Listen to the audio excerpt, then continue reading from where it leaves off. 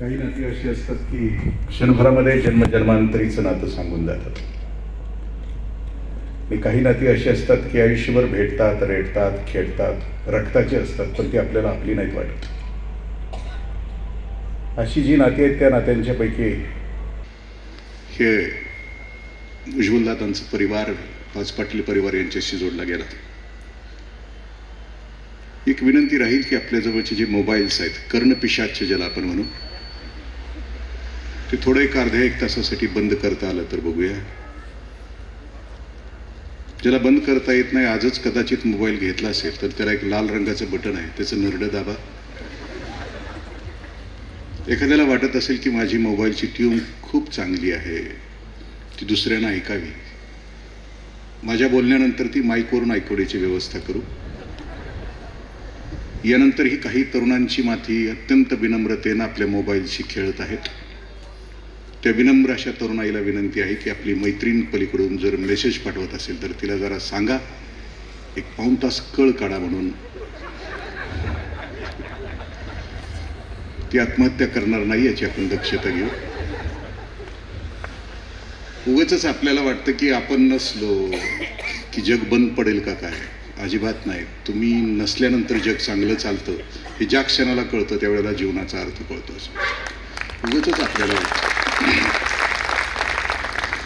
उगाचच आपल्याला वाटत राहतं की मी आहे म्हणून जग चाललं. मी गमतीने सांगत असतो की मी प्राचार्य होतो ग्रामसेवक ट्रेनिंग सेंटरला, आणि माझ्याकडे सरपंचांचं ट्रेनिंग होतं 5-5 दिवसाचं. सरपंच पहिल्या दिवशी आले की ते नेहमीप्रमाणे म्हणायचे की साहेब आम्ही शेवटच्या दिवशी येतो, सर्टिफिकेट द्या. मी म्हणायचो की भ्रष्टाचार चालणार नाही, तुम्हाला 5 दिवस राहावं लागेल. ते म्हणायचे की नाही साहेब जमणार नाही, येतो की 5व्या दिवशी. काय असतंय ट्रेडिंगमध्ये, आयुष्यभर तेच करतोय की. नाही, आयुष्यभर तुम्ही काय करता ते मला माहिती आहे, पण इथं थांबावं लागेल मी म्हणायचो. ते खूप गयावया करायचे. मग मी म्हणायचो का नाही तुम्ही इथं थांबत. ते म्हणायचे की आम्ही नसलो की म्हस धार देत नाही, पोरगं झोपत नाही. मग मी म्हणायचो की इथं थांबा 5 दिवस, आणि 5 दिवसानंतर घरी गेल्यानंतर म्हशीला विचारा, पोराला विचारा की कसं काय वाटलं, मी नव्हतो 5 दिवस, कसं काय वाटलं. म्हस म्हणाल, पोरगं म्हणाल बरं वाटलं. तुझं थोबाड रोज बघत होतो, निदान ह्या 5 दिवसामध्ये तरी नव्हतं, बरं वाटलं. उगाचच आपल्याला वाटतं की आपल्यामुळं घर चाललंय, जग चाललंय. काहीही चाललेलं नाही आपल्यामुळं. खरं तर आम्ही सुरुवात केली परवा दिवशी प्रवासाला. 24 तास, जवळजवळ 25 तासाचा प्रवास झाला. काल आम्हाला खूप सल्ले मिळाले. आम्ही औरंगाबाद सोडल्यानंतर सल्ले आम्हाला असे मिळाले की तुम्ही या मार्गे या, त्या मार्गे या. आणि तो खडतर प्रवास साधारणतः रात्रीचा 4.5 तासाचा होता, औरंगाबाद ते 40गावपर्यंत. आमच्यामुळं पाच पाटील टीमला रात्री 1-1:30 वाजेपर्यंत जागावं लागलं. किती मदतीला होते आमच्याबरोबर, ती अक्का होती, मोबाईलमधली अक्का. इकडे वळा, तिकडे वळा, 500 मीटर नंतर तिकडे वळा, 300 मीटर नंतर तिकडे वळा. इकडं वळवून वळवून वळवून अक्कानं पण गायला आणलं. आणि जे मार्गदर्शक होते आम्हाला सांगणार की या मार्गे जावा आणि त्या मार्गे जावा. आयुष्यामध्ये खूप सल्लागार भेटल्यानंतर आयुष्याचं काय वाटोळं होतं त्याचा अनुभव आम्ही रात्री घेतला. एक GPS असावा, चांगला असावा, योग्य मार्गदर्शन करणारा असावा आयुष्यामध्ये, ही गोष्ट सत्य आहे. पण GPS नीट नसेल आपल्या आयुष्याचा तर आयुष्याचं काय होतं हे लक्षात येतं. मी काल आल्यानंतर दादांशी चर्चा अशी केली की एक काळ असा होता की आग्र्याहून छत्रपती सुटले आणि तिने 13 घोडे बदलले. कुठलाही GPS नव्हता, काहीही नव्हतं. आणि सुटल्यानंतर आग्र्यामध्ये जिथं पहिला घोडा होता त्याचं नियोजन होतं की तिथे असलेला जो कुंभार होता त्या कुंभाराने ती चूल पेटवायची होती आणि त्या धुराची तिथं पहिला घोडा होता. त्या काळात जर कालचे सल्लागार किंवा कालची अक्का असती तर राजे पोहोचलेच नसते रायगडावर. आणि आम्ही जर त्या काळात असतो तर कसं काय मिळालं असतं राजांना स्वराज्य, असं आम्हाला आज वाटत राहतं. मी किती आयुष्याकडे बघत असताना किती परफेक्ट मी त्या नजरेकडे बघावं लागतंय आपल्या लक्षात येईल. विषय असा आहे की आयुष्यामध्ये आल्यानंतर आयुष्याचं प्रयोजन काय असावं. आम्ही सगळेजण जगतो ते आयुष्याच्या आयोजनासाठी जगतो. आणि आयुष्याचं आयोजन काय असतं की खा प्या मजा करा, eat drink be happy, branded shoes, branded बंगले, ब्रँडेड मोबाईल, ब्रँडेड गाड्या, हे आयुष्याचं आयोजन आहे. आणि आयोजनामध्ये जगत असणारी माणसं आयुष्याच्या शेवटी त्यांच्या वाट्याला काय येत असतं. आणखीन 3-4 गोष्टीसाठी माणूस जगत असतो. असं म्हटलं जातं की काही माणसं प्लेजरसाठी जगतात. मी मगाशी आत्ता म्हटलं तर खा प्या आणि मजा करा, eat drink and be happy, हे दिल मांगे मोर. म्हणजे सकाळी उठल्यापासून चर्चा असते की सकाळच्या नाश्त्यात काय असावं, जेवणात काय असावं, संध्याकाळच्या जेवणात काय असावं, कुठल्या हॉटेलात असावं, काय खावं. प्लेजरसाठी जगणारी माणसं आहेत ती जगतात, येतात आणि मरतात. दुसरी माणसं असतात ती, काही माणसं असतात ती पॅशनसाठी जगतात. निसर्गानं ज्यांना प्रतिभा दिली आहे, जे कलाकार आहेत, जे अभिनेते आहेत, जे गायक आहेत, की ज्या प्रतिभेनं त्यांचं आयुष्य निसर्गानं त्यांना दिलं आहे त्यासाठी अखंड आयुष्यभर त्यासाठी घालत राहतात. लता दीदी आयुष्याच्या शेवटपर्यंत, आता 20व्याचे क्षणपर्यंत गात राहतात. ते त्यांचं पॅशन आहे. आम्हाला पॅशन नाही. आपल्या आयुष्यामध्ये आपल्याला आपलं पॅशन कधी सापडत नाही. कारण माझ्यामध्ये कोण लपलं आहे, कोण आहे हे कळत नाही आपल्याला. पालकत्वावर बोलत असताना मी मल्टिपल इंटेलिजन्स जी गोष्ट आहे की माणसाच्या मेंदूमध्ये 8 प्रकारच्या ठराविक बुद्धिमत्ता आहेत. त्या बुद्धिमत्तेमध्ये एक माणूस कुठल्या तरी कोपऱ्यामध्ये जगत असतो. ती त्याची प्रतिभा आहे. म्हणजे कुणाला गप्पा मारण्यामध्ये आनंद असतो, त्याला भाषिक बुद्धिमत्ता असं म्हटलं. कुणाला चित्रकले, त्याला अवकाशीय बुद्धिमत्ता असं म्हटलं की त्याला चित्रकलेमध्ये आनंद मिळतो, त्याला शिल्पकलेमध्ये आनंद मिळतो, ती अवकाशीय बुद्धिमत्ता आहे. कुणाची शारीरिक बुद्धिमत्ता आहे, त्याला नकला करायला आवडतो, त्याला अभिनय करायला आवडतो, त्याला खेळायला आवडतो, ती त्याची बुद्धिमत्ता आहे.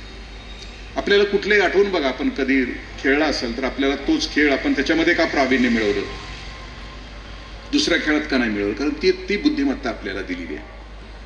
काही जणांची परफेक्ट बुद्धिमत्ता असते. म्हणजे तो गार्डनर असं म्हणतो आहे की काही माणसं प्रत्येक गोष्टीमध्ये त्यांना परफेक्शन हवं असतं. असं तर असंच झालं पाहिजे, असंच झालं पाहिजे. पण ही माणसं खूप दुःखी असतात, कारण परफेक्शन नाही आलं तर त्यांना वेदना होतात. काही माणसं निसर्गावर, त्यांची बुद्धिमत्ता निसर्गावर प्रेम करण्याची असते, अख्खं आयुष्य त्याच्यामध्ये घालवतात. जसं की आम्ही युवा शिबिराला आसाममधून जादव पाईन म्हणून आले होते. तो माणूस 45 वर्ष कुणालाही न सांगता तो जंगल लावत होता. कुणालाच माहित नव्हतं. एक फोटोग्राफर गेला 2005 साली आणि त्यानं क्लिक मारल्यानंतर जगाला कळालं की हा माणूस वेड्यासारखा सकाळी उठतो आहे, रोपं घेतो आहे आणि जवळजवळ शेकडो एकराचं जंगल त्यानं तयार केलेलं आहे एकट्या माणसानं जातो, की ज्याला पद्मश्री हा पुरस्कार मिळाला. ही पॅशनसाठी जगणारी माणसं आहेत. त्यांना कळालंय त्यांचं बुद्धिमत्ता कोणती आहे. तो पॅशनसाठी जगणारी माणसं जी प्रतिभा निसर्गाने दिली आहे त्या क्षेत्रामध्ये जगतात. काही माणसं पर्पजसाठी जगतात, म्हणजे ज्यांना आयुष्याचा हेतू कळाला. मी मगाशी म्हटलं आयोजन आणि प्रयोजन. आम्हाला लवकर कळत नाही, आयुष्याचं प्रयोजन कळत नाही.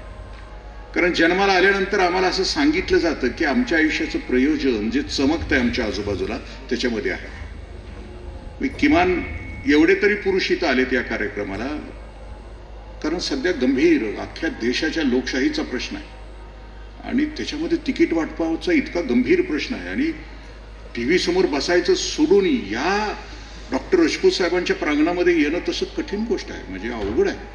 तरी परंतु तुम्ही एवढे आलाय म्हणजे लईच ताकदवान आहे. कसं काय तुम्हाला नमस्कार करावं कळतच नाही बाबा. कारण भयंकर चिंता. उबाटाला किती शिता मिळाल्या, अजितदादांना किती मिळाल्या, शिंदे साहेबांना किती, भयंकर चिंता. म्हणजे ते जर तिकडं नाही निवडून आले तर इकडं आम्ही मरू, इतक्या चिंता. चौकामध्ये कट्ट्यावर जिथं जाईल तिथं तिकिटाची चर्चा. आमच्या बरोबर ज्यांचा राजकारणामध्ये इंटरेस्ट आहे ते तिकडं काम करायचं सोडून तिकडं चालू होतं त्यांचं. काय झालं म्हणजे या पार्टीचं काय झालं, त्या पार्टीचं काय झालं. म्हणजे देशाच्या लोकशाहीची चिंता एवढ्या प्रगल्भतेनं व्हायला लागली चौकावर, तरी आमच्या वाट्याला हे काय येतं हे अजून आम्हाला प्रश्न पडलेला नाही. एवढी चर्चा असून सुद्धा आम्हाला का नाही, कारण असं म्हटलं जातं, चाणक्य असं म्हणतो की जसं दूध असतं तशी साय असते. दूध पातळ असेल तर त्याची साय सुद्धा पातळ असते. दूध हे आम्ही समजलो आणि नेते ही जर साय समजली तर आपलं दूध कसं आहे आपल्याला ओळखायला यायचं. दूध घट्ट असेल तर साय घट्ट असते. आमची दूध म्हणजे आम्ही जर तसे असू तर आमची साय सुद्धा घट्ट असेल. दूध पातळ असेल तर मुंगी सुद्धा त्या साईतून खाली पार होऊन जाते. पण दूध जर घट्ट असेल तर काक्रोच सुद्धा वरून खाली पास होऊ शकत नाही. म्हणजे नेते त्या ताकदीचे असतात. आम्ही ते म्हणजे इतकी चिंता. काही माणसं जी जगतात आयुष्यभर, मी आता म्हटलं की सत्ता, संपत्ती, पद, प्रतिष्ठा, मान आणि सौंदर्य या 5 गोष्टीसाठी जगतात. म्हणजे त्यांच्या आयुष्याचा पर्पज असतो सत्ता प्राप्त करणं, संपत्ती प्राप्त करणं, पद, प्रतिष्ठा, मान आणि सौंदर्य. मी प्रशासकीय सत्तेचा मी अनुभव घेतला. मी 25 वर्ष प्रशासनामध्ये होतो. सत्ता नश्वर आहे. तुम्ही म्हणजे ज्या ज्या कार्यालयामध्ये मी काम केलं तिथला शिपाई मी ज्या वेळेला जायचो ऑफिसमध्ये त्यावेळेला असं 90 डिग्रीत वाकायचा. आता घासून गेला तरी माझ्याकडे बघत नाही. म्हणजे सत्ता इतकी नश्वर आहे. तरी माणसं त्याच्या पाठीमागं का लागतात मला कळत नाही. माझं मराठवाड्यामध्ये एका गावामध्ये व्याख्यान होतं. तिथं महाराष्ट्राचे माजी कॅबिनेट मंत्री होते. सत्ता जाऊन त्यांच्याकडून 30 वर्ष झाली होती. त्यावेळेला ते कॅबिनेट मंत्री होते. व्याख्यान संपल्यानंतर मला कोणीतरी भेटायला नेलं. मी त्यांच्याकडे त्यांची दशा बघत होतो. भयंकर विचित्र दशा होती. या महाराष्ट्राच्या राजकारणामध्ये एक काळ असा होता की त्या मंत्र्यांनीच सांगितलेली कहाणी, म्हणजे सत्ता किती नश्वर असते. आडनाव सारखं होतं. इंदिराजींनी डिक्लेअर केलं तिकडून की महाराष्ट्राचे मुख्यमंत्री हे असतील. ते नाव कुणालाही माहित नव्हतं. पण त्या आडनावाचे एक मंत्री त्यावेळच्या कॅबिनेटमध्ये काँग्रेसमधले होते. त्यांच्या घरी पहाटे 5 पासून लोक हार गुच्छ घेऊन 5 पासून, त्यांनाही खरं वाटलं, कारण आडनाव सारखं असल्यामुळं दुसरा कोणी तितक्या ताकदीचा माणूस महाराष्ट्रात नसल्यामुळे त्यांनाही खरं वाटलं की मीच असणार मुख्यमंत्री. 7 वाजेपर्यंत लाईन लावून लोकांनी हार दिले, गुच्छ दिले. आणि 7ची बातमी लागली. बातमीमध्ये खरं नाव लक्षात आल्यानंतर आडनाव सारखं होतं पण माणूस दुसरा होता. ज्यांनी जे हार आणि जे गुच्छ दिले होते ते शोधून घेऊन त्या बंगल्यातून परत गेले. म्हणजे सत्ता इतकी नश्वर आहे. सुरेश भट तर आज असं म्हणतायत सत्ताधीशांच्या बाबतीमध्ये, घालू नका माझ्या गळा हार कुणी यार हो, मी कोणाचा गळा कापला यार हो. म्हणजे आज गळे अशा लोकांच्या गळ्यामध्ये पडत आहेत की जे लोकांचे गळे कापतायत. आम्ही कोणाचेच गळे कापत नाहीत. आम्ही मानाताठ करतो आहे. तरी आम्हाला हाराची अपेक्षा नाही, फक्त एका फुलाची अपेक्षा. म्हणजे फूल है गुलाब का उसे हरदम सिगा करो, अगर होगी मुलाकात तो मिलने का वादा करो. आम्ही त्यासाठी असतो. कारण आम्ही देऊ शकतो या जगामध्ये. माणूस नावाची जात एका उच्चतम अवस्थेला पोहोचवायची असेल तर या गोष्टीची आवश्यकता. म्हणजे सत्ता इतकी नश्वर आहे. संपत्ती, अखंड आयुष्यभर संपत्तीच्या माणसं मागे लागतात. श्रीमंत झाल्यानंतर, पैसे मिळाल्यानंतर त्याच्या इतकं गरीब कोण नसतं, कारण पैशाशिवाय त्याच्याकडे काहीच नसतं. पैसे मिळाले माणसाला की तो घाबरलेला असतो कायम. कुणी नातेवाईक दारात आला, उसने पैसे मागितले, घाबरलेला असतंय ते कायम. कुणी मागतंय पैसे, कारण पैसा आहे म्हटल्यानंतर येतात, गुळाला मुंग्याला लागतात. ते मुंग्यासनं घाबरून असतो तो माणूस आयुष्यभर. त्याच्या पलीकडे काहीच नसतं. श्रीमंत असायला पाहिजे, नीतिमंत श्रीमंत असायला पाहिजे. आणि या तुमच्या माझ्या संस्कृतीनं श्रीमंतीला कधीच नाकारले नाही. किंबहुना श्रीमंती अशी असावी की ती हत्तीवरून येणारी असावी. नीतिमंत श्रीमंती असावी असं आमचे ऋषी म्हणतात. म्हणजे घरात येणारा पैसा कसा असावा, तृप्त असावा, कुणाच्या मुंड्यावर गळून येणारा नसावा, कुणाच्या पापाचा नसावा, भ्रष्टाचाराचा नसावा. नीतिमंत श्रीमंती असावी. गंमत अशी आहे की पापाच्या पैशामध्ये लोक सुखाची अपेक्षा करतात आणि पापाच्या पैशामध्ये घर बांधतात आणि वास्तुशास्त्राच्या आधारे बांधतात. पैसा पापाचा आणि घर वास्तुशास्त्रानं बांधायचं, म्हणजे घर शांत असावं. हे शक्य आहे का? म्हणजे एखाद्या मटण शॉपला अहिंसा मटण शॉप नाव दिल्यासारखं ना. पापाच्या पैशाच्या घरामध्ये वास्तुशास्त्र म्हणजे असतं काय की ईशान्येला ईश्वर असावा, देवघर ईश्वर ईशान्येला असावं. देव जरी ईशान्येला असला तरी कोपल्याशिवाय राहणार आहे का? पापाच्या पैशाच्या घरामध्ये आग्नेयाला जर अग्नी असेल तर घरात आग लावल्याशिवाय राहणार आहे का? पापाच्या पैशाच्या घरामध्ये वास्तुशास्त्रानुसार वायव्याला वायू असेल तर तो घरातली वादळं थांबवणार आहे का? नाही नाही. म्हणजे श्रीमंती माझ्या ऋषींनी कधीच नाकारलेली. घरात येणारा पैसा तृप्त असला पाहिजे. दुसरा तपश्चर्याचा असला पाहिजे. जंगली रमीचा असता कामा नये, लॉटरीचा असता कामा नये. तृप्ताम तर्पयंतीम ज्वलंत असं म्हटलं. आणि ज्वलंत झरा असला पाहिजे, कष्टाचा असला पाहिजे. कारण लक्ष्मी घरात आली तर घरामध्ये समाधान आणि सुख देते. पापाच्या पैशाला ऋषी असं म्हणतात की ती अवदसा आहे.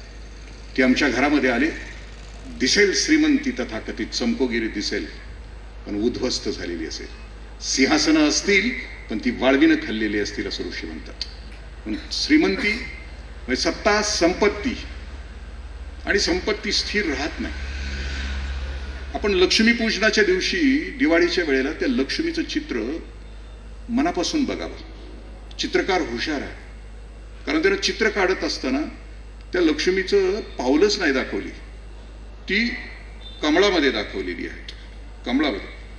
कमळ या शब्दाचा अर्थ आता अजिबात वेगळा घ्यायचा नाही. वातावरण जरी ते असलं, कमळामध्ये दाखवलेली आहे. म्हणजे ती पावलंच तिची दाखवलेली नाहीत. म्हणजे ऋषी असं म्हणतात की तो चित्रकार असं म्हणतो की संपत्ती एका घरामध्ये स्थिर नाही राहत जास्त का. एका पिढीमध्ये, 2 पिढीमध्ये, 3 पिढीमध्ये नाही ना राहत. म्हणून तर कबीर असं म्हणतात की पुत अच्छा तो क्यू धन और पुत बुरा तो भी क्यू धन.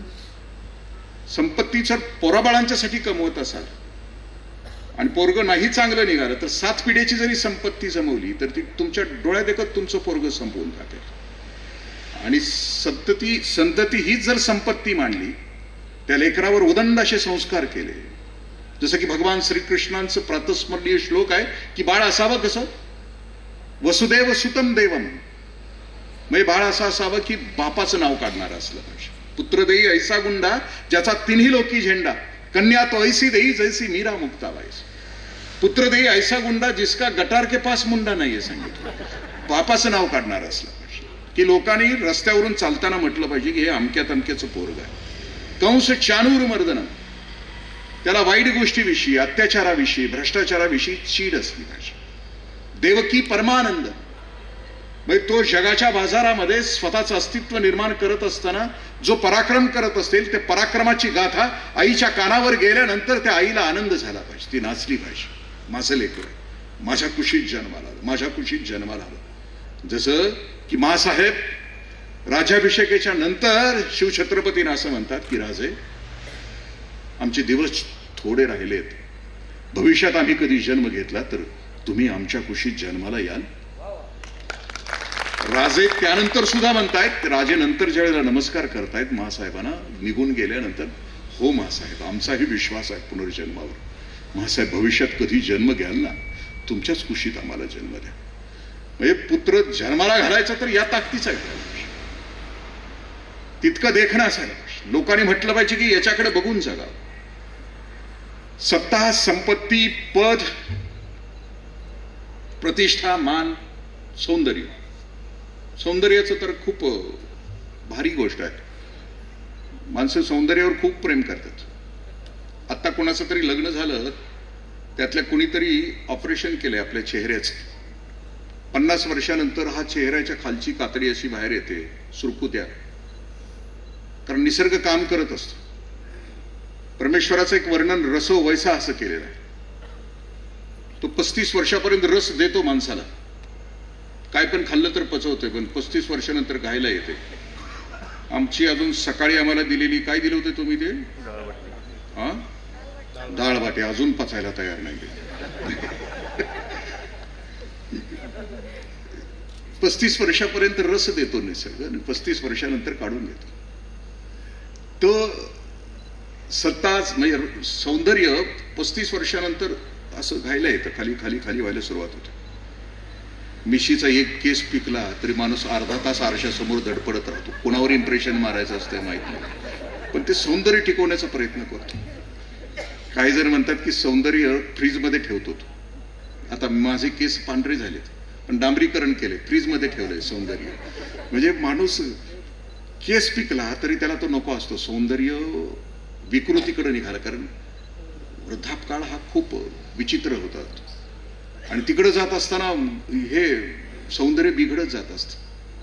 एक वृद्ध आजी रस्त्यावरून निघाली आहे, वृद्धापकाळामुळे निघाली, 95 वर्षाचं वय आहे, कमरेत वाकली आहे आणि गावात एका चौकात येते आणि चौकामध्ये टुकार पोरं आहेत गावातली आणि तिथे आजीची चेष्टा करतायत की आजी खाली वाकून काय बघतेस, खाली वाकून काय शोधतेस. ती वृद्धापकाळामुळे वाकली. ती वर बघते, त्या टुकार पोराकडे म्हणते, ते पोराकडे बघते आणि ती म्हणते, राजा माझ्या तारुण्याचा मनी खळ दिशी गळून पडलाय रे, शोधू लागतो का बघ. कल जो चलते ते अपनी शान शौकत पर. काल जे ताठपणानं चालतात ना तरुणाईमध्ये, मस्तीमध्ये, काळ त्यांची तो ताकद हिरावून घेत असतो. म्हणजे सौंदर्यही तसंच असतं. लहान बाळ जन्माला आलं की किती सुंदर दिसतं. तरुणाईमध्ये 16व्या वर्षी गाढव सुद्धा सुंदर दिसतं, पण सौंदर्य संपत जात. विपश्यना शिबिर दादानी केलं आहे. 15व्या दिवशी सौंदर्याविषयी गोयंका गुरुजी तथागतांचं एक सूत्र सांगताना असं म्हणतात की सौंदर्य, मानवी देहाचं सौंदर्य कशामध्ये लपलं. ते म्हणतात की वासनेमध्ये लपला. वासना मनामध्ये असले की सौंदर्य सौंदर्य वाटतं आपल्याला. रात का वक्त है, बीवी नजदीक है, वासना हो चुकी है, बीवी के बालों से हाथ घुमाता है, कितने सुंदर है तेरे बाल, कितने सुंदर है तेरे बाल.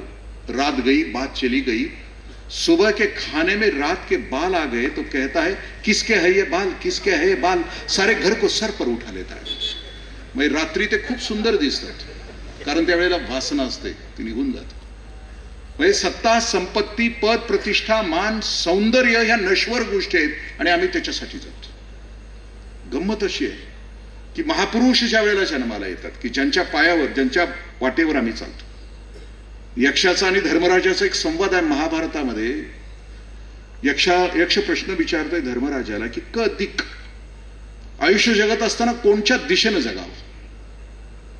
धर्मराज उत्तर देतो की संतोदिक, संत ज्या दिशेने गेले त्या दिशेने जावं. क पंथा, कोणत्या मार्गाने चालावं. महाजनो गता स पंथा, असं म्हणतो. ज्या मार्गावरून महापुरुष गेले त्या मार्गावरून चालत जावं. आपण कोणत्या मार्गाने चालत जावं, प्रयोजन कोणतं असावं त्याच्याविषयी ते आम्हाला सांगतात. आम्हाला समजत नाही कारण आम्ही जन्माला येतो तेच मुळामध्ये खूप क्षुद्रता घेऊन जन्माला येतो. विवेकानंद खूप सुंदर सांगतात की आम्हाला ह्या क्षुद्रतेतून वर उठायचं नाही. जीवन हा क्रमविकास असेल. उत्तरोत्तर आमच्या जीवनाचा आनंद आणि आमच्या जीवनाची उंची उत्तरोत्तर वयाबरोबर, अनुभवाबरोबर आणि जगण्याबरोबर वाढणारी असेल, क्रमविकास असेल तर आम्ही क्रमविकास स्वतःचा शोधायला, आणि तो जर नाही शोधू शकलो तर जीवनाचा खरा आनंद आम्ही तिथपर्यंत पोहोचू शकतो. माऊलींच्या खूप सुंदर, माऊली तर म्हणतात की माणूस क्षुद्रतेमध्ये जगतो कसा, पैपुंकी साची आहे किडे की न किळसिंची ती माऊली असं म्हणतात. पोहातल्या किड्याला पोहाचा कधी किळस येत नाही. मग त्या पोहाच्या किड्याला त्या पोहातनं बाहेर काढलं तर तो तडफडतो, मरतो. तसा माणूस आता ज्या गोष्टीमध्ये जगतो, मी आता म्हटलं की ह्या नश्वर गोष्टीमध्ये, सत्तेमध्ये, संपत्तीमध्ये, पदाच्या मागं, प्रतिष्ठेच्या मागं, मानाच्या मागं, सौंदर्याच्या मागं, त्याच्यातून त्याला बाहेर काढला क्षणभर तरी तो जगू शकत. आम्ही उठल्यापासून झोपेपर्यंत आमच्या स्वतःच्या आतला स्वसंवाद तपासला तर त्या स्वसंवादामध्ये आपल्याला हे सगळं सापडतं. मग आणखीन काही होय. पाहेपा दूध किती पवित्र आणि गोड, पासी त्वचेची या पदराड, ते अभेरुणी गोचीड, अशुद्ध रक्त कानसे विस. माणसाचा स्वभाव क्षुद्रतेमध्ये, जनावरासारख्या जगण्यामध्ये काय, माऊली म्हणतात की पाहेपा दूध किती पवित्र आणि गोड. मग ती गोचीड जी आहे, त्या गोचिडीची सोंड इतकी लांब असते की ती ज्या वेळेला स्तनावर बसते, ती सोंड तिनं आत खुपसली तर जिथपर्यंत ती दुधाची नलिका आहे त्या स्तनाची, तिथपर्यंत पोहोचू शकत असते त्या गोचिडीची नळी, सोंड. पण त्याला ती पोहोचवायची नसते कारण त्याची प्रवृत्तीच ती असते की ती सोंड तितकीच खुपसतं की जिथं अशुद्ध रक्त त्याला मिळतं. तुमची माझी गुणवत्ता, तुमची माझी अफाट क्षमता किती आहे. स्वामी विवेकानंद असं म्हणतात की every soul is potentially divine. How you manifest that is the question. प्रत्येक जीव हा व्यक्त ब्रह्मा. तुम्ही तुमच्या आयुष्यामध्ये ती उंची गाठू शकता, ती असीम, ती अपार, ती अफाट अशी उंची गाठू शकता, पण तुम्ही जागेवरूनच उठायला तयार नाही असं म्हणतात. महापुरुषांच्या मध्ये आणि आपल्यामध्ये नेमका फरक कोणता आहे? तरुण सागरजी महाराज खूप सुंदर म्हणतात की महापुरुष ज्या वेळेला जन्माला येतात, ज्यांना जग बदलायचंय, ज्यांना तुमच्या माझ्या आयुष्यामध्ये प्रकाश आणायचा आहे, ज्यांना तुमच्या माझ्या आयुष्यामध्ये आनंद निर्माण करायचा आहे, महापुरुष ज्या वेळेला जन्माला येतात त्यावेळेला सृष्टी त्यांच्या जन्माच्या अगोदर त्यांच्या स्वागतासाठी तयार असते. तथागत बुद्ध जन्माला आले त्याच्या अगोदर सृष्टी त्यांच्या स्वागताला तयार होती. वैशाखी होती, वैशाखी पौर्णिमा. तथागत जन्माला येतात वैशाखीला, बुद्धत्व प्राप्त करतात वैशाखीला, आणि महानिर्वाण होतं त्यांचं वैशाखीला. आम्ही जन्माला येतो अमावस्येला, मूळ नक्षत्रावर, आणि मरतो सुद्धा अमावस्येलाच, मूळ नक्षत्रावर. आमचा प्रवास कायम अंधारातून अंधाराकडे असतो, कारण जे आयुष्याचं प्रयोजनच कळतं, कारण आयोजनातच आयुष्य चाललेलं असतं. हे घ्यायचं आहे, ते घ्यायचं आहे, हे घ्यायचं आहे, ते घ्यायचं. तेरी साडी से मेरी साडी सफेद कैसी, घर की बडे शान पडोसी की जले जान. अखंड आयुष्यभर बघतोच काय रागानं, लिनं घातलंय वाघानं, अखंड आयुष्यभर तिच्याच चाललंय. या देशातल्या जाहिराती सुद्धा द्वेष आणि मत्सरावरच्या आधारित होत्या. आम्ही म्हटलं की महापुरुष जन्माला येतात, वर्धमान महावीर जन्माला आले, सृष्टी वर्धमान होत होती. स्वामी विवेकानंद जन्माला यायचे होते, आई भुवनेश्वरी देवींच्या लक्षात आलं होतं, किंबहुना तिने तपश्चर्याच केली होती. म्हणजे काशीच्या विश्वेश्वराला प्रार्थना करत होत्या भुवनेश्वरी देवी की हे शिवा, हे शंकरा, तूच माझ्या पोटी जन्माला ये, तुझी भूत नको पाठवू, तुझे गणगोत नको पाठवू, तूच माझ्या पोटी जन्म. म्हणजे भुवनेश्वरी देवीला माहित होतं मला आई सुद्धा व्हायचं आहे, तर शिवाची आई व्हायचं आहे, शंकराची आई व्हायची, भूतांची नाही, गणांची नाही. म्हणजे त्यांना त्यांच्या मातृत्वाची भूमिका कोणती असावी, मातृत्वाचं प्रयोजन कोणतं असावं, ते भुवनेश्वरी देवीला माहित होतं. म्हणजे महापुरुष जन्माला येतात त्यावेळेला सृष्टी त्यांच्या स्वागताला तयार असते. मग माझ्यासारखा जड जीव जन्माला येतो त्यावेळेला सृष्टीमध्ये काही हालचाल असते ना. मी ज्यावेळेला जन्माला येतो त्यावेळेला माझ्या गल्लीतलं कुत्र्याला आनंद झालेला असतो, ते भुंकत असते, त्याला खूप आनंद होतो. माझा एक दोस्त जन्माला आला, माझा एक यार, माझा एक सखा जन्माला. कुत्र जसं अखंड आयुष्यभर या गल्लीतून या गल्लीत, या गल्लीतून या गल्लीतून पळत असते ना, सत्तेसाठी, संपत्तीसाठी, पदासाठी, प्रतिष्ठेसाठी, अखंड आयुष्यभर कुत्र या गल्लीतून त्या गल्ली येण्यासारखं पळतं. पण कुत्र मरताना लीद भरलेले असते, तोंडात घास असतो, पेकटात लात असते, खूप घाणेरडं मरत. जी माणसं अखंड आयुष्यभर नश्वर गोष्टीच्या पाठीमागं जगतात त्यांच्या वाट्याचं शेवट ते असं म्हणतात की तसा. कारण जीव म्हणूनच जगायचं, जीव म्हणूनच मरायचं. जीवाच्या गाठी सोडवायच्याच नाहीत, आणि जीवाच्या गाठी सोडवायच्या असतील तर आयुष्याचा पर्पज, मग या सत्ता, संपत्ती, पद, प्रतिष्ठा, मान, सौंदर्याच्या पलीकडे काय असतं, पर्पज काय असतो, तो कुणाकुणाला सापड. आम्ही आता फिरतो आहे. समाजसेवा या शब्दाचा अर्थ काय की जन्माला आल्यापासून मृत्यूपर्यंत आमच्या बरोबर आमच्या सुखामध्ये आमचं सुख वाढवण्यासाठी आणि आमच्या दुःखामध्ये आमचं दुःख कमी करण्यासाठी जे कोणी असतात त्या प्रत्येकाचं ऋण फेडण्यासाठी. मी कॉलेजला असताना फर्स्ट इयरला मेडिकलला ऍडमिशन नाही मिळालं, मग सिगारेट ओढायचं, फ्रस्ट्रेशन. कारण सिनेमा आम्हाला शिकवतो की फ्रस्ट्रेशन आलं की देवदास व्हायचं, दारू प्यायची. कोणी नाही म्हटली आयुष्यामध्ये प्रपोजलला तर दारू प्यायची, मग आम्ही सिगारेट. पण सेकंड इयरला असताना नेताजी नावाचं पुस्तक बी स वाळिंबे सरांचं चरित्र वाचलं आणि मग लक्षात आलं की नाही, आता नाही सामान्य जगायचं, खूप वाचन करायचं, खूप चिंतन करायचं. आयुष्यातला एक क्षण असा असतो की तो परिवर्तनाचा असतो, आणि त्या परिवर्तनाच्या क्षणाला उचल खाल्ली की नेमकं कळतं की आपल्याला बदलायचं आहे, त्या बाजूला जायचं आहे. मग ठरत असतं आपल्या आयुष्याचं की याच्या पलीकडचं पर्पज खूप कमी लोकांना कळतं. ज्यांना ज्यांना कळतो पर्पज आयुष्याचं त्यांचं जीवन किती उत्तुंग असतं. मी युवा शिबिराला काही अशीच माणसं बोलवत असतो. यावर्षी मी अशोक देशमाने नावाच्या एका तरुण मुलाला बोलवलं होतं. आयुष्याचा पर्पज काय असतो. हा पुण्यामध्ये आळंदीच्या पुढं एक 6 किलोमीटरवर त्याचं अनाथाश्रम आहे. हा काय करत होता, हा IT इंजिनियर, हा परभणीचा. दारिद्र्यामध्ये शिकला, कुठं वेटरचं काम केलं, कुठं आणखीन कशाचं काम करत करत तो IT इंजिनियर झाला. 35 लाखाचं पॅकेज होतं. 13 तास काम करायचं. तो पिंपरी चिंचवडला यायचा आणि येताना त्याला रस्त्यावरची पोरं दिसायची, ज्यांचा आभाळ हरवलाय, ज्यांना कुणी नाही. 13 तास काम करायचं. त्याच्या खोलीमध्ये 16 पोरं झाली. 16 पोरांना तो शिकवायचा, जेवायला घालायचा, त्यांचा आजार पण सांभाळायचा. लेकरू आजारी पडलं की तो घेऊन जायचा शेजारी एका डॉक्टरांच्याकडे. शेजारचे ते डॉक्टर त्याला म्हणायचे की रोज नवीन पोरगं कुठला आणतायस? ते म्हणजे चला बघायला माझ्या खोलीवर. डॉक्टरांनी बघितलं की त्या 10 बाय 10च्या खोलीमध्ये 16 पोरं घेऊन रोज. डॉक्टरांची आळंदीच्या पुढे 2 एकर जागा आहे. पुण्यात हवेली तालुक्यातली जागा. त्या गुंठेवारीनं काय चाललंय माहिती आहे आपल्याला? अख्खा मुळशी पॅटर्न नावाचा सिनेमा त्याच्यामध्ये. तिथली 2 एकर जागा ह्या डॉक्टरने की ज्याची करोडो रुपये किंमत आहे, अशोक देशमाने नावाच्या लेकराला दिली. यानं आता आश्रम काढलाय. कान देऊ नाही का? वय वर्ष 35, याची बायको 29 वर्षाची.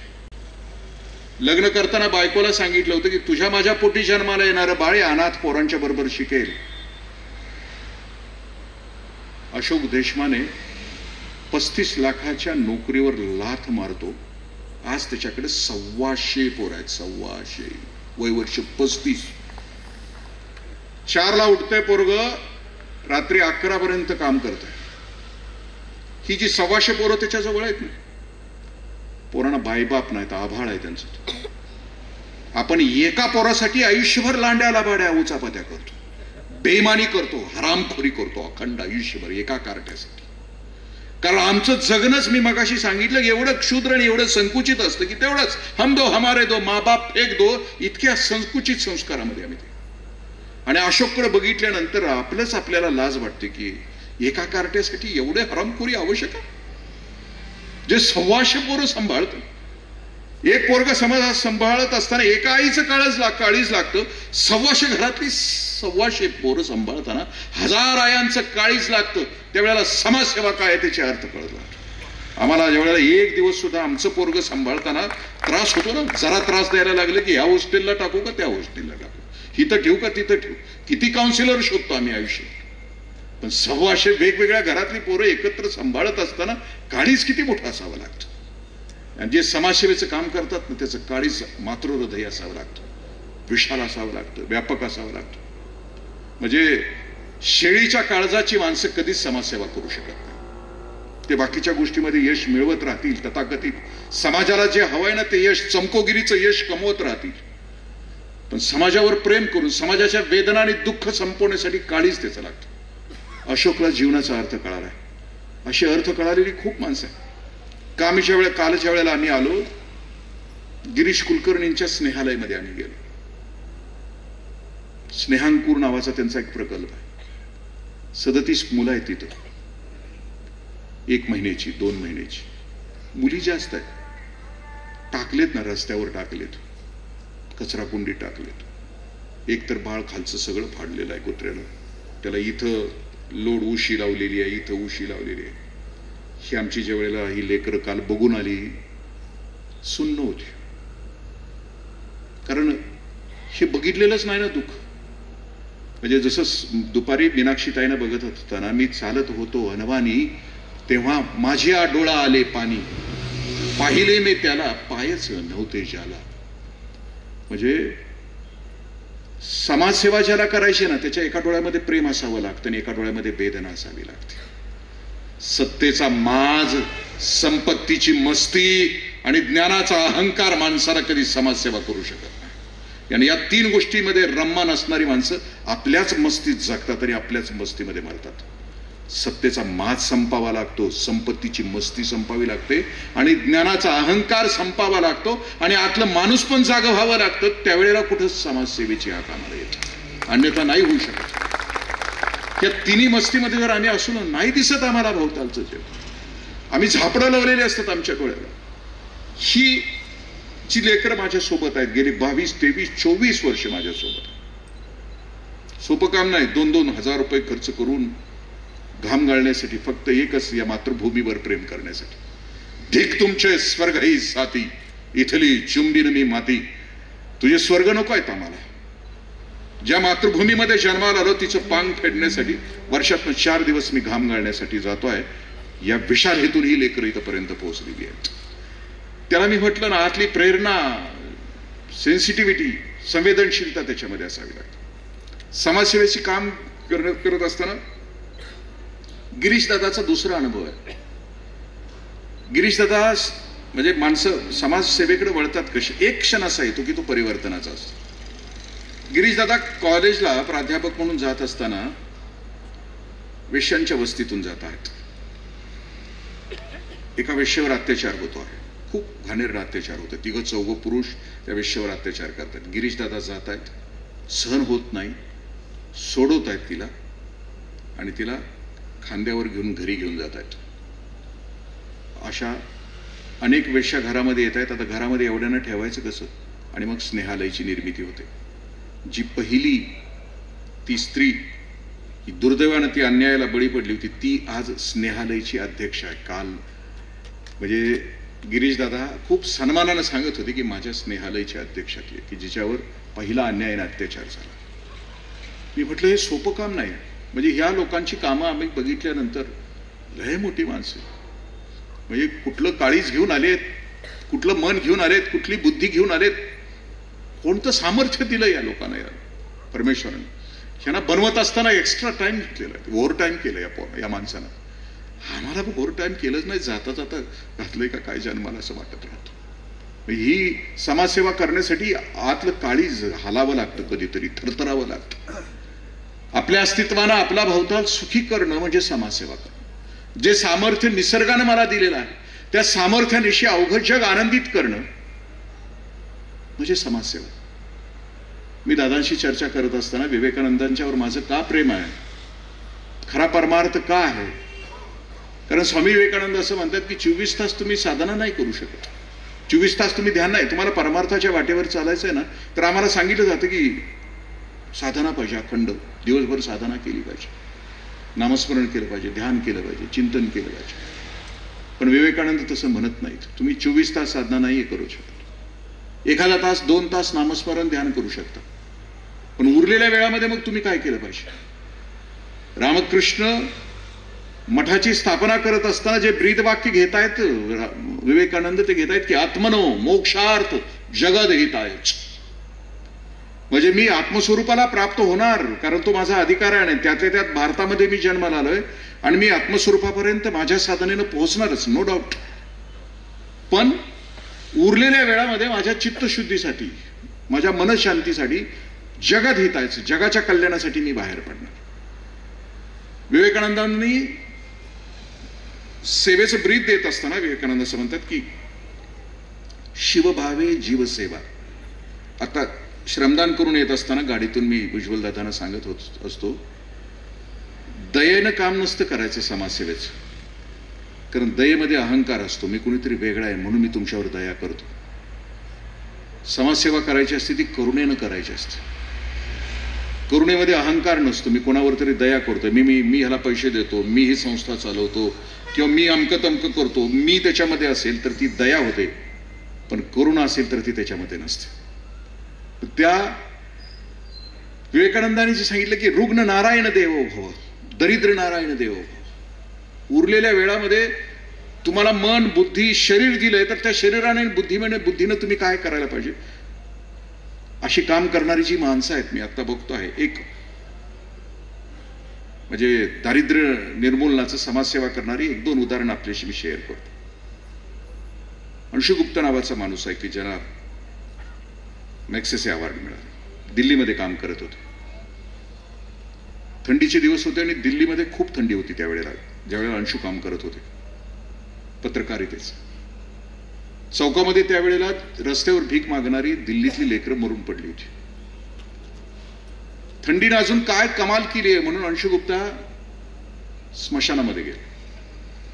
स्मशानामध्ये गेला तर रात्रभरची दिल्लीतली प्रेतं स्मशानात जाळण्यासाठी आली होती.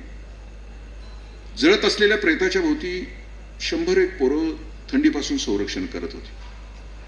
दारिद्र्याची व्याख्या युनोनं अशी केली की अन्न, वस्त्र, निवारा, शिक्षण आणि आरोग्य याच्यापासून जो वंचित आहे तो दारिद्र्यामध्ये. अन्न मिळू शकेल अंश असं म्हणतो, पण वस्त्र नाहीयेत. तिथं जे स्मशानामध्ये आलेली लेकरं आहेत त्या प्रेताच्या अंगावर कफन आहे, शेवटचं वस्त्र आहे. म्हणजे एक आमचे गुरुबंद आहेत, त्यांनी एक कवन रचलंय, नकोस करूस देहाचा थाट, देहाची किंमत उदार मांजरपाट असं म्हटलं. म्हणजे तुमच्या माझ्या मड्यावरचं शेवटचं वस्त्र असतं ते सुद्धा उदार असतं, 13वं झाल्यावर त्याचे पैसे भागवतात. एवढी घमेंड कसली तुला? नकोस करूस देहाची थाट, देहाची किंमत उधार मांजरपाट. आमच्याकडची माणसं, आमच्या तालुक्यातली माणसं जगभर आहेत, सोन्या चांदीचा व्यवसाय करतात. इथं पण आहेत आमच्या गावची माणसं, सराफ गल्लीमध्ये असतात. आमचे ते गुरुबंधू त्याच भागातले, ते सांगतात की तिकडं असलं की 4 हातात 4 अंगठ्या असतात, गळ्यात गोफ असतो. आणि मग ज्या वेळेला मृत्यू होतो त्याचा, त्यावेळेला ते गळ्यातलं काढलेलं नसतं. मग बहीण रडायला सुरुवात करते की माझ्या दादाला गळ्यातला गोप किती सुंदर दिसतो. आता मेलेल्या मड्याचा गोप कधी सुंदर दिसतो का? मग ती बाजूच म्हणते घ्या काढून, घ्या काढून. माझ्या दादाला अंगठ्या किती उठून दिसतात, आता त्याला काय दिसणार आहेत उठून? मग कुणीतरी म्हणायचं घ्या काढून, घ्या काढून. आयुष्यभर जे घातलेलं असतंय अंगावर, म्हातारपणी ते काढून घेण्यात येतं. इतकी वाईट अवस्था. कफन घालून त्या दिल्लीमध्ये जी लेकरं, म्हणजे त्या जी प्रेतं आली होती त्याच्यावर ते शेवटचं वस्त्र होतं. आणि त्या वस्त्रामध्ये प्रेताला चिटकून ती लहान पोरं थंडीपासून संरक्षण होण्यासाठी कफन अंगावर घेऊन झोपली होती. अंशून त्यातल्या एका लेकराला उठवलं आणि विचारलं की पोरांना भीती नाही का वाटत, प्रेताला चिटकून झोपलं? पोरग उत्तर देतं, मेलेली माणसं नाही त्रास देतात, जिवंत माणसं त्रास देतात. आम्ही लक्षात घ्यायला पाहिजे. मग अंशू ठरवतो की काय होतंय, मग आणून या मृत्यूचं काय तांडव आहे. मग तो जातो वस्तीमध्ये, आदिवासी वस्तीमध्ये, जंगलामध्ये जातो. मग थंडीमध्ये जी लेकरं जन्मात येतात जंगलामध्ये, ती कसं स्वतःचं संरक्षण करतात तो बघतो. तिथं थांबून बाळ जन्माला आलं की 1 बाय 1 बाय 1चा खड्डा खणण्यात येतो. त्या बाळाला खड्ड्यात ठेवण्यात येतं आणि त्याच्या भोवती पालापाचोळा पेटवण्यात येतो. लेकरू जगलं तर जगलं. अंशू दिल्लीच्या झोपडपट्टीमध्ये जातो. माझ्या आया बहिणींच्या वाट्याला 4 दिवसाचं जे दुखणं येतं, वेदना येतात, त्या 4 दिवसामध्ये काय करतात तो शोध घेतो. दारिद्र्यानं पिचलेल्या घरामध्ये जाऊन त्या आया बहिणीने विचारता की तुम्ही 4 दिवसामध्ये काय वापरता? अंशू सांगतो त्याच्या भाषणामध्ये, त्या स्त्रिया वापरतात भुसा, त्या स्त्रिया वापरतात 1 चिंधी 4 दिवस, 1 चिंधी 4 वाळू. आणि मग हादरून जातो तो. मग त्याच्या संवेदना जाग्या होतात. लाखो रुपये कमवून माझ्याच देशातल्या आया बहिणींच्या वाट्याला हे येत असेल तर माझं जगणं कशासाठी? लेखणी ठेवून देतो तो आणि दिल्लीच्या अपार्टमेंटच्या खाली रिक्षा घेऊन उभा राहतो. आणि तुमच्या माझ्या सज्जनांना, मध्यमवर्गीयांना, उच्च मध्यमवर्गीयांना की जे सुरक्षिततेचं कवच घेऊन अखंड आयुष्यभर जगत असतात, त्यांना तो खालून आव्हान देतो की तुमची जुनी कपडे टाका, जुन्या साड्या टाका. आणि हा जुन्या कपडे गोळा करतो, धुतो, स्वच्छ करतो आणि त्याच्यात तो सॅनिटरी पॅड करून तो त्या वस्त्यांच्या मध्ये वाटतो. केरळमध्ये पूर आला की पहिली गाडी जाते अंशू गुप्ताची तिथल्या लोकांच्या वस्त्राच्या साठी. 150 तरुण पोरं त्याच्याकडे काम करतात. हेवा वाटतो त्या लेकरांचा की ज्या आया बापाने त्यांना जन्म दिला, धन्य आहे त्या आईबाप. त्यांना लेकराचं कळलं हित कशामध्ये की आपलं पोरग कशासाठी असेल. डॉल्बी सिस्टीमवर काळा टी शर्ट घालून नगीना डान्स करण्यासाठी पोरग जन्माला घालावं का अनेकांचे अश्रू पुसण्यासाठी पोरग जन्माला घालावं? आयाला कळलंय, बापांना कळलंय समाजसेवा म्हणजे काय बीज असतं ते त्यांना कळालं. अंशूच काम करतो, दारिद्र्याला आपल्या परीने तो उत्तर देतो. अख्खं आयुष्य त्याच्यासाठी व्यस्त. आमच्या ह्या संवेदना आहेत, आमच्या आतला माणूस, आमच्या आतलं देवस्व ज्या दिवशी जागं होतं ना, त्या दिवशी अर्थ करतो की समाजसेवा नावाची गोष्ट कोणती. विवेकानंदांचं भाषण ऐकून भारतामध्ये जोसेफाईन मॅक्लिऑड आणि भगिनी ती निवेदिता आल्या, मार्गारेट नोबल या दोघी जणी आल्या होत्या. स्वामीजींचं व्यक्तिमत्व प्रभावी होतं, भाषण प्रभावी होतं, ऑरा त्यांचा प्रचंड प्रभावी होता. मार्गारेट नोबलनी सगळी तत्वज्ञानाची पुस्तकं वाचलेली होती, पण त्यांना असं वाटत नव्हतं की मी परमार्थाच्या योग्य मार्गावर चालले आहे. आणि ज्या दिवशी स्वामीजींचं भाषण ऐकलं मार्गारेट नोबलनी, त्यावेळी लक्षात आलं की हाच माझा गुरु आहे आणि अख्खा आयुष्य याच्या पायावर मला समर्पित करायचं. 7 समुद्र पार करून या दोघी जणी या गुरुदेवांच्या सहवासात राहण्यासाठी आणि गुरुदेवांचा आदेश पाळून जगण्यासाठी त्या भारतामध्ये आल्या. भारतात आल्यानंतर राहिल्या कलकत्त्यामध्ये काही दिवस. एक दिवशी त्या विचारतायत स्वामीजींना, विवेकानंदांना स्वामीजींना त्या विचारतायत की स्वामीजी आम्ही काय करू? हा सायकोलॉनिक मंक, हा संन्यासी सांगतोय लव्ह इंडिया, माझ्या देशावर प्रेम करा. त्या विचारतायत कसं करू? मग स्वामीजी सांगतायत पलीकडची झोपडपट्टी आहे ना, त्या झोपडपट्टीत फिरून या, तिथलं दुःख तिथली वेदना समजून घ्या आणि मग मला विचार. त्या दोघी जणी त्या झोपडपट्टीत फिरायला गेल्या. झोपडपट्टीमध्ये एक आई, जिला बाळ झालं होतं, ती दूध पाजत होती, पण 2 दिवस पोटामध्ये अन्नाचा कण नसल्यामुळं तिच्या पाण्यातून दूधच येत नव्हतं. इथे देवकीचा पाना दुधाने जळाला. मग त्या दोघी जणी थांबल्या. तिने विचारलं की काय नाही तुला दूध का नाही येते? म्हटले की 2 दिवस जेवण नाहीये. जोसेफाईन मॅक्लिओडनं आपल्या पर्समधून काही रक्कम तिच्या मांडीवर ठेवली. संध्याकाळी स्वामीजीने विचारला प्रश्न या दोघींना, जाऊन आला? ते म्हटले हो. विचारलं माझ्या काय बघितलं? मग त्या दोघी म्हटलं की आम्ही फिरत असताना बघितलं, एक आई होती, दूध येत नव्हतं आणि मग आम्ही दिलं, पैसे दिले. स्वामीजी हसून त्या दोघींना म्हणतात, ही तर मलमपट्टी आहे, खूप काम करावं लागेल आपल्याला, एक छोटासा बंधारा बांधावा लागेल. दोघी मनावर घेत आहेत, मग बंधारा बांधायचं तर काय करायचं? त्यावेळेला सुएझ कालवा बांधला जात होता. अल्बुकर्क नावाचा इंजिनियर त्याच्यावर काम करत होता.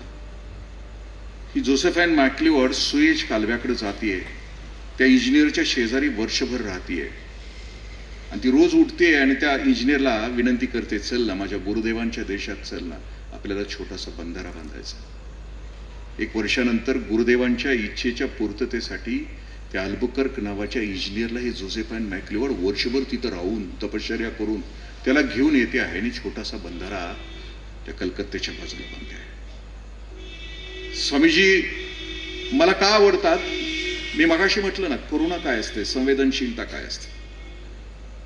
स्वामीजी वारांगणांच्या वस्तीमध्ये गेलेत पॅरिसमध्ये आणि रस्त्यावर उभे आहेत. आज त्या वस्तीतल्या वारांगणा पहिल्यांदा एक पुरुष असं बघत होते की ज्याच्या नजरेमध्ये विष नाहीये, ज्याच्या नजरेमध्ये वासना नाहीये, असा एक पुरुष, विवेकानंद नावाचा तेजस्वी. स्वामीजी उभे आहेत रस्त्याच्या मध्ये, ह्या वारांगणा खिडकीतून दारातून या तेजस्वी पुरुषाकडे बघतायत. एक पुरुष वासना रहित. आणि स्वामीजी त्या प्रत्येक वारांगणाच्याकडे करुणेच्या नजरेनं बघतायत आणि अखंड डोळ्यातून अश्रूंच्या धारा. कारण त्यांच्या नजरेमध्ये प्रत्येक स्त्रीच्या तिथं असलेल्या वाटेला आलेल्या वेदनेच्या पर्यंत पोहोचलेला होता. कारण हृदय तितकं विशाल होतं, हृदय इतकं व्यापक होतं, हृदय इतकं पवित्र होतं, हृदय इतकं शुद्ध होतं की तिथपर्यंत ते जाऊन पोहोचले होते आणि डोळ्यातून अखंड अश्रूंच्या धारा. 5 मिनिटं थांबले स्वामीजी आणि निघून गेले.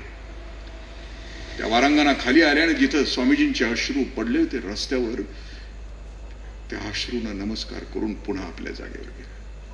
संवेदना, समाजसेवा तोच करू शकतो की ज्याच्या हृदयामध्ये जगत असताना उत्तरोत्तर ज्याला दुसऱ्याचं दुःख सहन होत नाही ना, वेदना सहन होत नाही ना, तोच समाजसेवेकडे होतो. बाबा बोरकरांची लावण्य रेखा नावाची कविता आहे.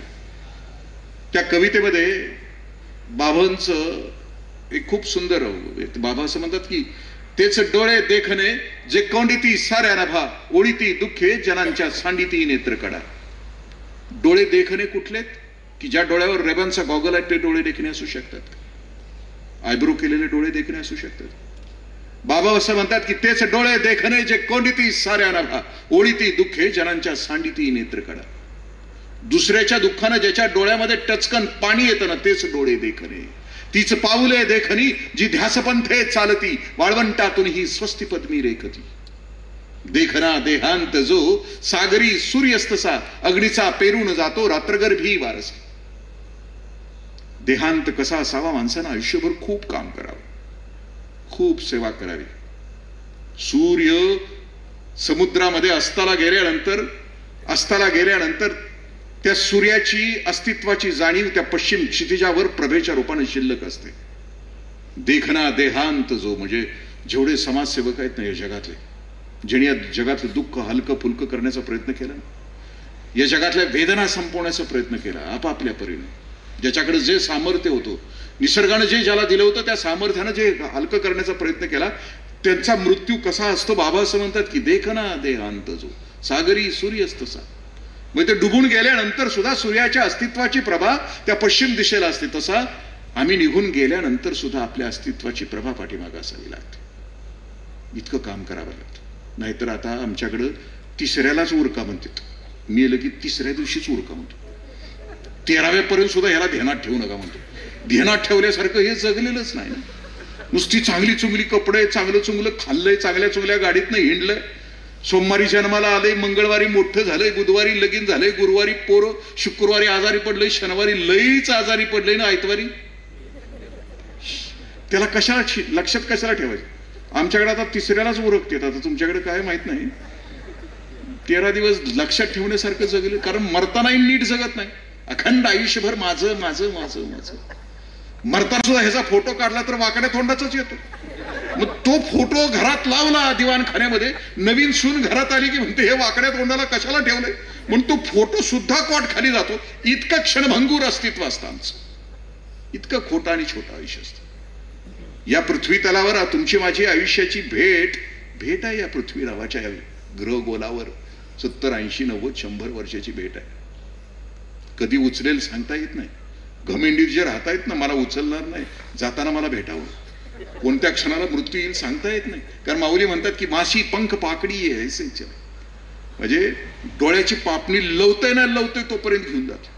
अहो कोरोनात कशी उचलली बघा ना, इकडची तिकडची आजूबाजूची 3 लाटा येऊन सुद्धा कशाला ठेवलंय हे अजून जरी कळत नसेल, का नाही उचललं आम्हाला, हे जरी एकदा प्रयोजन कळालं ना तरी आयुष्याचा मार्ग बदलू शकतो. एवढी गेली आजूबाजूची, चांगली चांगली गेली, उचलली, अशी निभार सुद्धा उचलली, आणि आम्हाला का ठेवलंय एवढं जरी कळालं आमच्या, तरी लक्षात येईल की आमच्या आयुष्याचा मार्ग बदलायला. 70, 80, 90, 100 वर्षाची भेट, 3.5 हाताचा देह, खूप काही करता येण्यासारखं, आणि क्षुद्रतेमध्ये का जगावं माणसानं. माऊली परमार्थाकडे येणाऱ्या माणसाला ताकद किती लागते याच्या माऊलींच्या खूप ओव्या आहेत. म्हणजे परमेश्वराच्या मार्गावर चालण्यासाठी माणसाची ताकद किती लागते माऊलींच्या खूप. का सारसाचे विघडणे, म्हणजे ती ओव्याच अशा ढीगभर आहे. म्हणजे चांगल्या मार्गावर येण्यासाठी माणसाला किती त्रास होतो. तुम्हाला किती त्रास झाला असेल आता इथं यायला. म्हणजे काही हौसे गौसे नवसे असतात. हौसेनं बरोबर 7 वाजता येऊन बसले ते हौसे. गौसेमध्ये आता भुजबल दादाला काय वाटेल, गौजल दादाला नाही गेलो तर बघितलं आणि मी बघितलंय त्याचं काय वाटेल म्हणून आलेले गौसे. आणि नवसे म्हणजे आणलंय कोणीतरी धरून, आता पर्यायच नाही, आता बसायलाच पाहिजे, कोण बोलतंय काय बोलतंय त्याच्यामध्ये असतं. माऊली म्हणतात किती ताकद लागते इथं यायला. 7 ते 9ला आणि आया बहिणी येणं म्हणजे त्यात आणखीन अवघड गोष्ट. प्राईम टाइम सगळा एकदम. ती सध्या काय करते, तुझ्यात जीव रंगला. 7 ते 9 प्राईम टाइम आहे, आणि त्याच्यामध्ये म्हणजे ताकद किती. इथं आलाय तरी तुम्हाला चिंता किती आहे बघा. म्हणजे काय झालं असेल तिकडं, अजून 20 काहीतरी 28 जागा डिक्लेअर व्हायच्यात, काय झालं असेल तिकडं. अस्वस्थता किती प्रचंड. तिथं यायला माऊली म्हणतात की किती ताकद लागते. का सारसाचे विघडणे. सारस नावाचा पक्षी आहे, ती जोडी आहे. सारस ते नवरा बायकोची जोडी एकत्र आली ना ती मरेपर्यंत एकत्र असते. म्हणजे सारसातला समजा नर आत्ता मेला, पुरुष आत्ता मेला की तासाभरात मादी मरते, आणि मादी आत्ता मेली की तासाभरात पुरुष मरतो. कसं असते बघा, म्हणजे सहयोगी सहजीवन कसं असतं. का सारसाची वेगळी. माऊलीनी ओवी सुद्धा निवडताना दृष्टांत किती सुंदर दिलाय. तो सारस नावाचा पक्षी, ते नवरा बायको 2 जण विस्कटलेत. अमावस्येची रात्र आहे, महापूर आलाय, पावसाळ्याचे दिवस आहेत, आणि त्या महापुरामध्ये नवरा इकडं आहे आणि बायको इकडं आहे, आणि ते दोघं एकमेकाला भेटायला उत्सुक. कारण भेट नाहीये तासभर तर मरावं लागेल, म्हणून दोघं एकमेकाला हाक मारतात. मग तो नर असा या नदीच्या हा काठासनं येतोय, हा इकडे जातोय, मादी इकडे जाते, तरी दोघं एकमेकाला हाक मारतात. पुन्हा 2 जण उडतायत. मग माऊली म्हणतात की जो वर उडालाय नर त्याला ससाना घेऊन निघालाय, आता ससाना पकडतोय आणि मादी आहे ती त्या नदीमध्ये कोसळते पुरामध्ये, आणि ते पुरामध्ये वाहत निघाली. पुरामध्ये वाहत निघालेली मादी आणि ससाण्याच्या तोंडाण्यातल्या नर दोघ जण एकमेकाला अजून हाका मारतात. मरणाच्या दाढेत गेली तरी एकमेकाला हाका मारतात. त्या दोघांना भेटायची जेवढी ताकद आहे, उत्सुकता आहे, तेवढी ताकद माणसाला या परमार्थामध्ये यायला लागते, इकडे यायला लागतं. सोपी गोष्ट नाही. 40व्या वर्षी जॉईंट कमिशनर ईडी म्हणजे जसं नाव घेतलं तरी अनेकांच्या हृदय कापतात, थर थर थर थर थर. जेवढे पापानं पैसा कमवले त्याला नुसतं ईडी असं म्हणलं तरी ते रात्रीचं चावळून उठतं. आणि माणसाचा रुबाब भयामध्ये जास्त असतो. वाघाला आणि सिंहाला का घाबरतात माणसं? रुबाब काय त्यांचा? भय आहे त्यांच्या. प्रेमाला नाहीत घाबरत माणसं. 40व्या वर्षी ईडीची नोकरी सोडून द्यायला ना ताकद लागते, त्याला येड्याचंच काम लागतं. शहाणी माणसं असतात ना ती संसार करतात. आमच्यासारखी मी 25 वर्ष नोकरी केली. सिसिफस नावाचा ग्रीक कथेतला एक शिक्षा भोगलेला गुन्हेगार, तो ग्रीक राजा त्या सिसिफसला शिक्षा देतो. काय शिक्षा देतो? त्याच्या गावात एक दगड आहे, गोल दगड आहे ते सिसिफस, आणि त्या दगडाला त्यानं ढकलायचं, वर असं ढकलायचं आणि त्यानं त्या डोंगरावर नेऊन ठेवायचं. दिवसभर ढकलायला वर जायला लागतो. ती दगड असं विक्षिप्त आहे की ते रात्री पुन्हा ढकलून खाली येते. राजानं सांगितले की ते दगड वर मरेपर्यंत तो सिसिफस रोज सकाळी उठायचा, त्यानं दगड ढकलायचा वर नेऊन ठेवायचा. पुन्हा रोज असं रोज दगड खाली यायचा. आणि रोज माझ्यासारखी नोकरी करणारी तशीच असतात. रोज आमचा दगड, सकाळी डबा घ्यायचा बायकोकडनं, मग आमचा दगड सुरू होतो 10 वाजता. ही फाईल ती फाईल, मीटिंग इटिंग आणि वेटिंग हा आमच्या आयुष्याचा रुटीनचा भाग असतो. ती असा दगड आमचा वर वर वर दिवसभर. 10 वाजता गेलं, 1:30 वाजता आमचा हात असा डब्याकडे जातो, डबा खायचा. 4 वाजता कोणाला तरी लुबाडलेला असतंय चहासाठी, त्याचा चहा खायचा. 5:45 वाजता बॉसच्या केबिनकडे बघायचं, जातंय का थांबतंय. बॉस थांबला की त्याला शिवाय देत पुन्हा पुढे थांबत राहायचं. हा सिसिफस आमचा 35-36 वर्ष असा नोकरी करतो, असा वर जातो. त्याचा रोज दगड खाली येतो, रोज डबा घेऊन सिसिफस. आणि मग रिटायर झाला की रिटायर झालेल्या माणसाला 2च प्रश्न असतात: तब्येत कशी आहे आणि पोरं काय करतात. दोन्हीकडे दुर्लक्ष असल्यामुळे दोन्हीचा बल्ले असतो. तब्येतीकडे पण लक्ष दिलेलं नसतं आणि पोरांच्याकडे पण लक्ष दिलेलं. मग हाल म्हातारपण खूप हालात चाललेलं असतं. आयुष्यभर हसलेलं नसते, कारण नोकरीत असताना हसलं की कनिष्ठ ऐकत नाहीत असं कोणीतरी शिकवलेलं असतं. कायम गंभीर चेहऱ्यानं राहायचं असतं, म्हणजे चेहऱ्यावर कायम 12 वाजलेले असेल असं जगायचं असतं. मग आयुष्यभर न हसल्यामुळं म्हातारपणी ह्याला कोणीतरी हसू शिकवायला ते लाफिंग योगावाली येतात. ते असं नाना नानी पार्कमध्ये सगळी म्हातारी कोतारी अशी जमतात. मग ते हसवायला तो येतो, मग ते हसत असते खो खो खो खो खो. आयुष्यभर हसलेलं नसते, त्यामुळे यांना खरं खरं हसायलाच येत नाही ना. मग ह्या नाना नानीकडे बघत हे बारकं पोरग असते रस्त्याच्यावर उभं राहिलेलं, ते ह्या नाना नानीकडे बघून ते हसत असते. आपलं जमलिंग होते की हे खरं का ते खरं. हे असलं चित्र विचित्र आयुष्य जगण्यात काय मजा आहे का तिच्या आईला. कुणीतरी म्हातारपणी हसवायला यावं. इकडं गाडी डग मारत्या, इकडं डग मारत्या, डग मारत मारत जाते. बाबा आमटे मात्र कमरेला पट्टा मारून भारत जोडो नावाची यात्रा 70 वर्षानंतर सुद्धा काढत राहतात. अरे जगणं म्हणजे उत्सव आहे, आयुष्याचा महोत्सव आहे. आणि महोत्सव त्यालाच कळतो की ज्याला दुसऱ्याच्या वेदना आणि दुःख हलकं करण्याची क्षमता असते, त्यालाच आयुष्याचा उत्सव कळतो.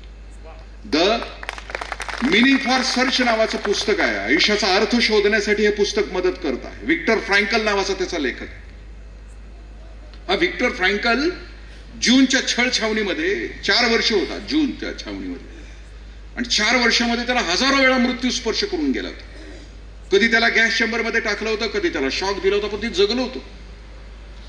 आणि जगल्यानंतर पुन्हा ते बाहेर आल्यानंतर ते विचार करत होते की माणसाची जगण्याची प्रेरणा मी का जगलो. मला सकाळी उठल्यानंतर माझ्या आजच्या दिवसाचं प्रयोजन माहीत नसेल. म्हणजे आता आमच्या आयुष्याचं प्रयोजन काय काय असतं? ह्याचं वाटोळ करायचं, त्याचं गुणगुळ करायचं, त्याची वाट लावायचे, ह्याची वाट लावायचे, हे आमच्या आयुष्याचं प्रयोजन. माऊलीनं विचारलं तुमच्या आयुष्याचं प्रयोजन काय? माऊली सांगतील की अवघाची संसार सुखाचा करीनं आनंद भरीनं तिन्ही लोक. नामदेवरायांना विचारलं तुमच्या आयुष्याचं प्रयोजन काय? ज्ञानदीप लावू शकी नाचू कीर्तनाची रंगी.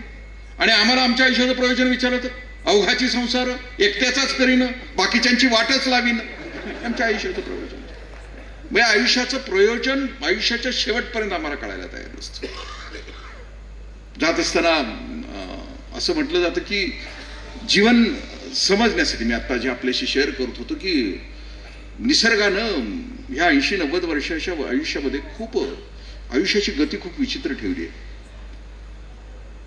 बालपण सेकंदासारखं असतं, तरुणपण मिनिटासारखं असतं आणि म्हातारपण असतं ना ते तासासारखं असतं. जाता जात नाही. बालपणी खेळी रमलो, तारुण्य नाचले, वृद्धपणी देवा आता दिसे पहिलं तीर. असं ज्याच्या आयुष्याची दुपार चांगली असते त्याच्या आयुष्याची संध्याकाळ चांगली असते. ज्याच्या आयुष्याची दुपार बरबटलेली असते त्याच्या आयुष्याची संध्याकाळी उद्ध्वस्त असते. कारण वृद्धापकाळी माणसाच्या वाट्याला आठवणी असतात. वि स खांडेकर असं म्हणतात की आठवणी या लहरी असतात, ते कधी येतात आणि मनाचं शांत सरोवर हे लावून सोडतात. वृद्धापकाळामध्ये घरातलं रुबाब संपलेला असतो, कर्तबगारी संपलेली असते, गात्र शिथिल झालेले असतात, घरातलं सुद्धा वजन संपलेलं असतं, एक उपेक्षित जीवन वाट्याला आलेलं असतं.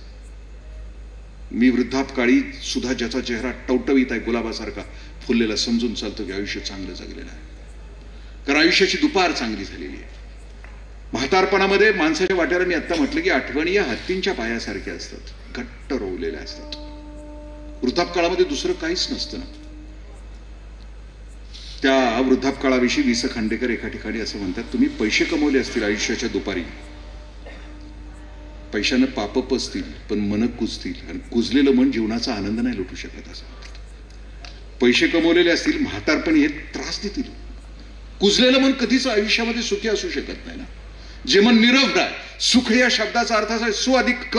सु म्हणजे चांगलं आणि ख म्हणजे आकाश. मनाचं आकाश निरभ्र असणं म्हणजे सुखी असतं. तुका म्हणे भोळा जिंकी काळा कळी काळा, म्हणजे जो सरळ जगतो आनंदी जगतो तो सुखी असतो. समाजसेवा करत असताना माऊली असं म्हणतात, मुक्ताई असं म्हणते की जे काम केल्यानंतर तुमची छाती फुगून येते त्याला समाजसेवा असं म्हणायचं. उगाचच छाती फुगून रस्त्यानं निघालाय, एखादा हमाल गाडी पुढं खेचतो आहे, तुम्ही मोटरसायकल बाजूला लावताय, त्याला गाडी ढकलायला मदत करताय वरपर्यंत, पठारावर गाडी नेऊन सोडताय, तो तुमच्याकडे बघतोय, एकदा विलक्षण नजरेनं बघतोय, छाती फुगते आमची, विनाकारण छाती फुगते. मुक्ताई खूप सुंदर बोलते आहे, जे काम केल्यानंतर छाती फुगते त्याला समाजसेवा असं म्हणायचं. दुसऱ्याच्या चेहऱ्यावरचा आनंद. मी जो आता व्हिक्टर फ्रँकलचा जो विषय सांगितला ना, ते अर्थाच्या शोधामध्ये त्यानं माणसाच्या जगण्याच्या प्रेरणा शोधल्या, तर 98% माणसांच्या जगण्याच्या प्रेरणा मी मगाशी सुरुवातीला सांगितलेल्या त्या सत्ता, संपत्ती, पद, प्रतिष्ठा, मानाने. 2% लोकांच्या ज्या जगण्याच्या प्रेरणा ती प्रेरणा ते खूप सुंदर सांगतात. व्हिक्टर फ्रँकल असं म्हणतो की दुसऱ्याचं जगणं समृद्ध करता करता आपण आतून समृद्ध होत जाणं ही जगण्याची सगळ्यात उत्कट अशी प्रेरणा आहे, आणि ती फक्त 2% लोकांच्याकडे असते. समाजात 95% शाणी लोक आहेत की जी स्वतःचा संसार करतात. हम दो हमारे दो, माँ बाप फेक दो, आपल्याच त्याच्यामध्ये संसार. 5% लोक आहेत या जगातली, ती जगाचा संसार करतात आणि ती वेडी असतात, फार वेडी असतात. ही आमचा प्रयास आहे ना, आम्ही वर्षात असं 2-3 दिवस वेड होतो, एक झटका येतो आम्हाला असा, हा आता आहे ना हा झटका, इकडे आलोय ना हा झटका आहे आमचा. समाजसेवा करत असताना संत असं म्हणतात, नाही ना तुम्ही नका करू 24 तास, 325-26 दिवस करा ना. घर काय भरायचं ते भरा, कशानं भरायचं ते भरा, म्हणजे कागदानं भरा, कचऱ्यानं भरा, नाहीतर एखादी पणती लावून प्रकाशानं भरा. घर कशानं भरायचं ते आपलं आपण ठरवायचं असतं ना. म्हणजे एका लेकराला, एका बापाला 3 पोरं होती, तो म्हटला मी निघालोय काशीला, आल्यानंतर तुमच्या वाट्याला 3 खोल्या देतो आहे, ते 3 खोल्या भरायच्या आणि काही पैसे तो देऊन जातो. एक पोरग भरतंय त्याच्यात कागदच भरतंय, एक पोरग त्याच्यात उकिरडाच भरतंय, आणि तिसरं पोरग आहे ते फक्त एक पणती घेऊन लावतंय. मग ते बघ बाबा, प्रकाशानं भरली आहे खोली. आपलं आयुष्य कशानं भरायचं आहे? त्या कचऱ्यानं भरायचं आहे, त्या उकिरड्यानं भरायचं आहे का आतला दिवा प्रज्वलित करून अनेकांना उजेड देत आम्हाला आमच्या आयुष्याचा साथ करायचा. ज्या नोटीस येतात, मग आयुष्याच्या शेवटी असं म्हटलं जातं की तुकोबराय असं म्हणतात, येईल शेवटी कोण कामा, काय जाब देशी यमदूता. शेवटच्या क्षणाला उचलून नेणार आहे त्यावेळी तो जाब विचारेल ना तुम्हाला, मला ए तुला महाराष्ट्रात जन्माला घातलं होतं, कसा जगलास. गाडगे बाबा मृत्यू समीप आल्यानंतर बाबा म्हटले की चला अमरावतीला जाऊया, नागरवाडीला जाऊया, असं बाबांचं म्हणणं होतं. गाडगे बाबांचं 50 वर्ष बाबांनी कीर्तन केली. 50 वर्षामध्ये बाबांचं समाजसेवा आणि कीर्तनामध्ये बाबा कर्मकांडाला कधीच महत्व देत नव्हते. जत्रा में फतरा बिठाया तीरथ बनाया पाणी असं म्हटलं. बाबा सांगायचे खरा परमार्थ काय आहे, भुकेलेल्या अन्न द्या, तहानलेल्या पाणी द्या, ज्याचं शिक्षण नाही त्याला शिक्षणासाठी पैसे द्या. बाबांचा परमार्थ होता तो हा होता, खरा परमार्थ होता.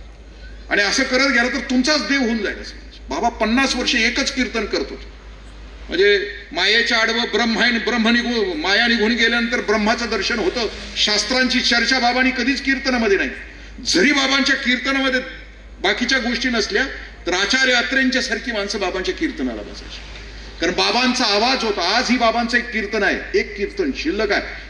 थोर उपकार आहेत की त्या पोलीस स्टेशनमध्ये त्या इन्स्पेक्टरच्या लक्षात आलं आणि त्यानं बाबांचं एक कीर्तन आजही तुमच्या युट्यूबवर आहे. बाबांचा आवाज आहे ना असा करुणेनं भरलेलं. म्हणजे काही आवाजामध्ये जे परिवर्तनाची क्षमता असते ना. 50 वर्ष बाबांची कीर्तनाची पद्धत कशी होती. बाबा कीर्तनाला जायचे, गाव स्वच्छ करायचे, स्वतःच्या कीर्तनाचा प्रचार करायचे. संध्याकाळी चिंदीवाला बाबा कीर्तन करणार आहे बरं का असं बाबा सांगायचे. कुणीतरी एखादी मावशी बाबांच्या पुढंच, बाबा लोटत असताना बाबांच्या पुढंच केर कचरा टाकायचे. संध्याकाळी बाबा कीर्तनाला उभे राहिले की त्या मावशीच्या ध्यानात यायचं, अरे ह्योच बाबा सकाळी माझ्या दारात लोटत होता की रे, मी किती वंगाळ बाई आहे, आता मी उद्या नाही टाकणार दारात कचरा. नुसत्या बाबांच्या दर्शनानं त्या बाईचं अंतःकरण बदलून जायचं. बाबा कीर्तन करत राहायचे. बाबा खारेपाटणला होते. बाबांची कीर्तनाची पद्धत रात्री कीर्तन, दुपारी माणसं गावात पुढच्या गावात जायची, अनुयायी शिदा गोळा करायची किंवा भाकरी आणायची, गोपाळकाला करायची, जेवायची. दुपारी 3 वाजता बाबा आणि बाबांची फौज गावात शिरायची. 3 ते 6 गाव स्वच्छ करायची. 6 वाजता बाबांचं कीर्तन सुरू व्हायचं. गाव स्वच्छ केल्याशिवाय बाबा कीर्तनाला उभे राहायचे नाहीत.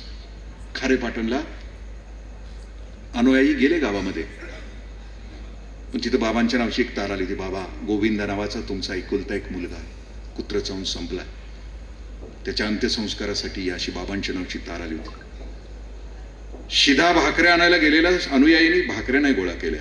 बाबा झाडाखाली बसले होते, अनुयायी आले. बाबा म्हणले आणल्या का भाकरी, भाज्या आणा, चला ना गोपाळकाला करा ना. ते अनुयायी म्हटले नाही बाबा.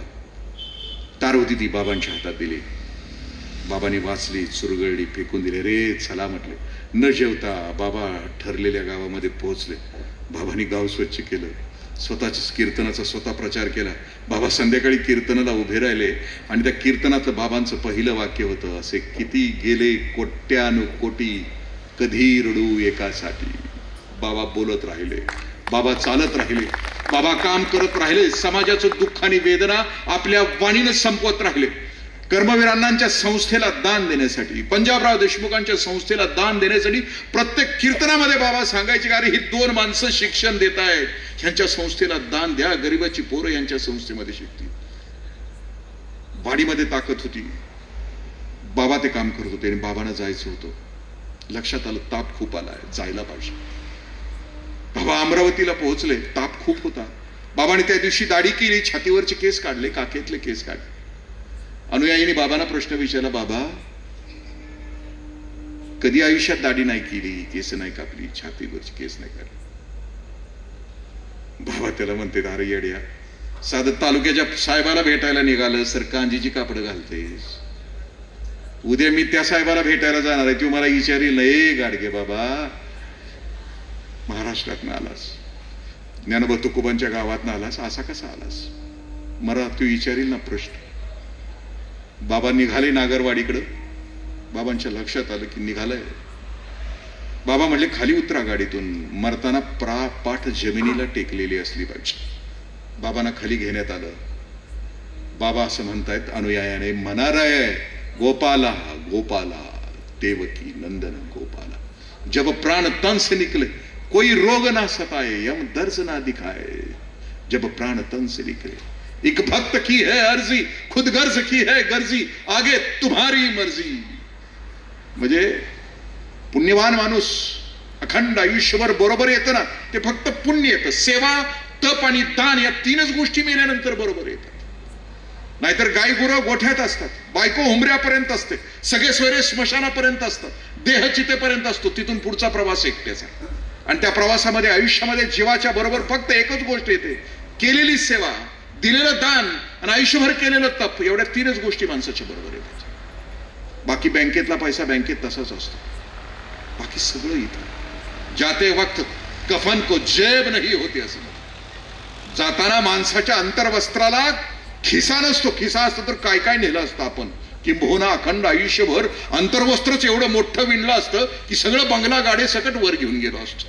पण जाते वक्त कुछ नाही येतं. फक्त सेवा, दान आणि तप एवढ्या तीनच गोष्टी माणसाच्या आयुष्याबरोबर येतात. आम्हाला आमच्या आयुष्याचा समारोप जो पुण्यवंत असतो, जो दान, सेवा आणि तप करत जगतो, त्याचा मृत्यू कसा येतो माऊलींनी खूप सुंदर वर्णन केलं. मग त्याचा मृत्यू असा येतो, माऊली असं म्हणतात की का झाकली या घटीचा दिवा, नेनी जे काय जाहला केव्हा, ऐसा जो देह ठेवी तो केवळ परब्रह्म, असं माऊली म्हणतात. जो अखंड आयुष्यभर हा देह अनेकांच्या कल्याणासाठी झिजवतो, पुण्याईसाठी झिजवतो, त्याचा मृत्यू कसा येतो की का झाकली या घटीचा दिवा.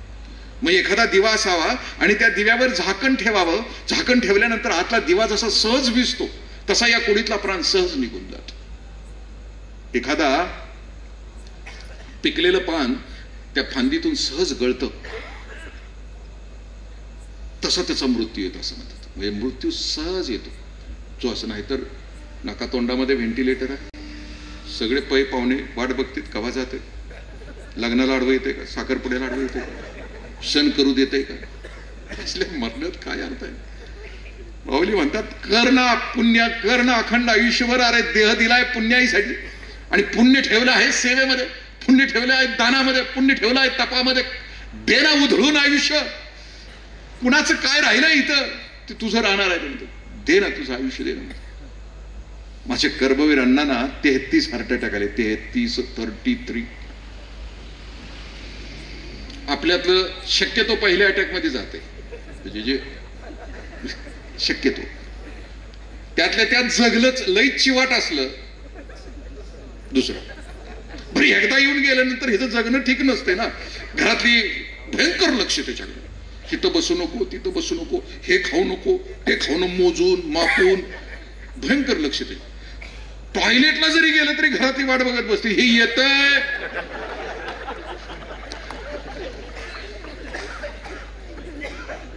तिसऱ्यात जातेच. बघा तुम्ही जरा अभ्यास करा, तिसऱ्यापेक्षा जास्त जगलेला आपल्या तरी ऐकिवात नाही. बघा तुमचं संशोधन काय असलं तर मला माहित नाही, पण माझ्या कर्मवीरांना 33 हार्ट अटॅक आले. 33. Barrister PC. पाटील सरांनी लिहिलंय.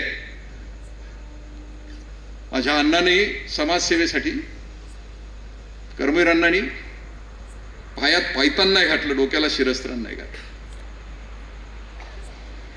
वारणेच्या खोऱ्यामध्ये वारणेचा वाघ नावाचा एक, म्हणजे आपण अण्णाभाऊ साठेंच्या कादंबऱ्या वाचल्या असतील तर त्याच्यामध्ये फकीरामध्ये एक वारणेचा वाघ नावाचं कॅरेक्टर आहे, सत्याप्पा भोसले नावाचं. त्याच्यावर चित्रपट निघाला, चंद्रकांत मांढरेंनी भूमिका केली. हा सत्याप्पा भोसले वारणेच्या खोऱ्यामध्ये राहायचा, श्रीमंतांना लुटायचा आणि ती दौलत गरिबांना वाटायची. 1.5 तास होऊन गेला.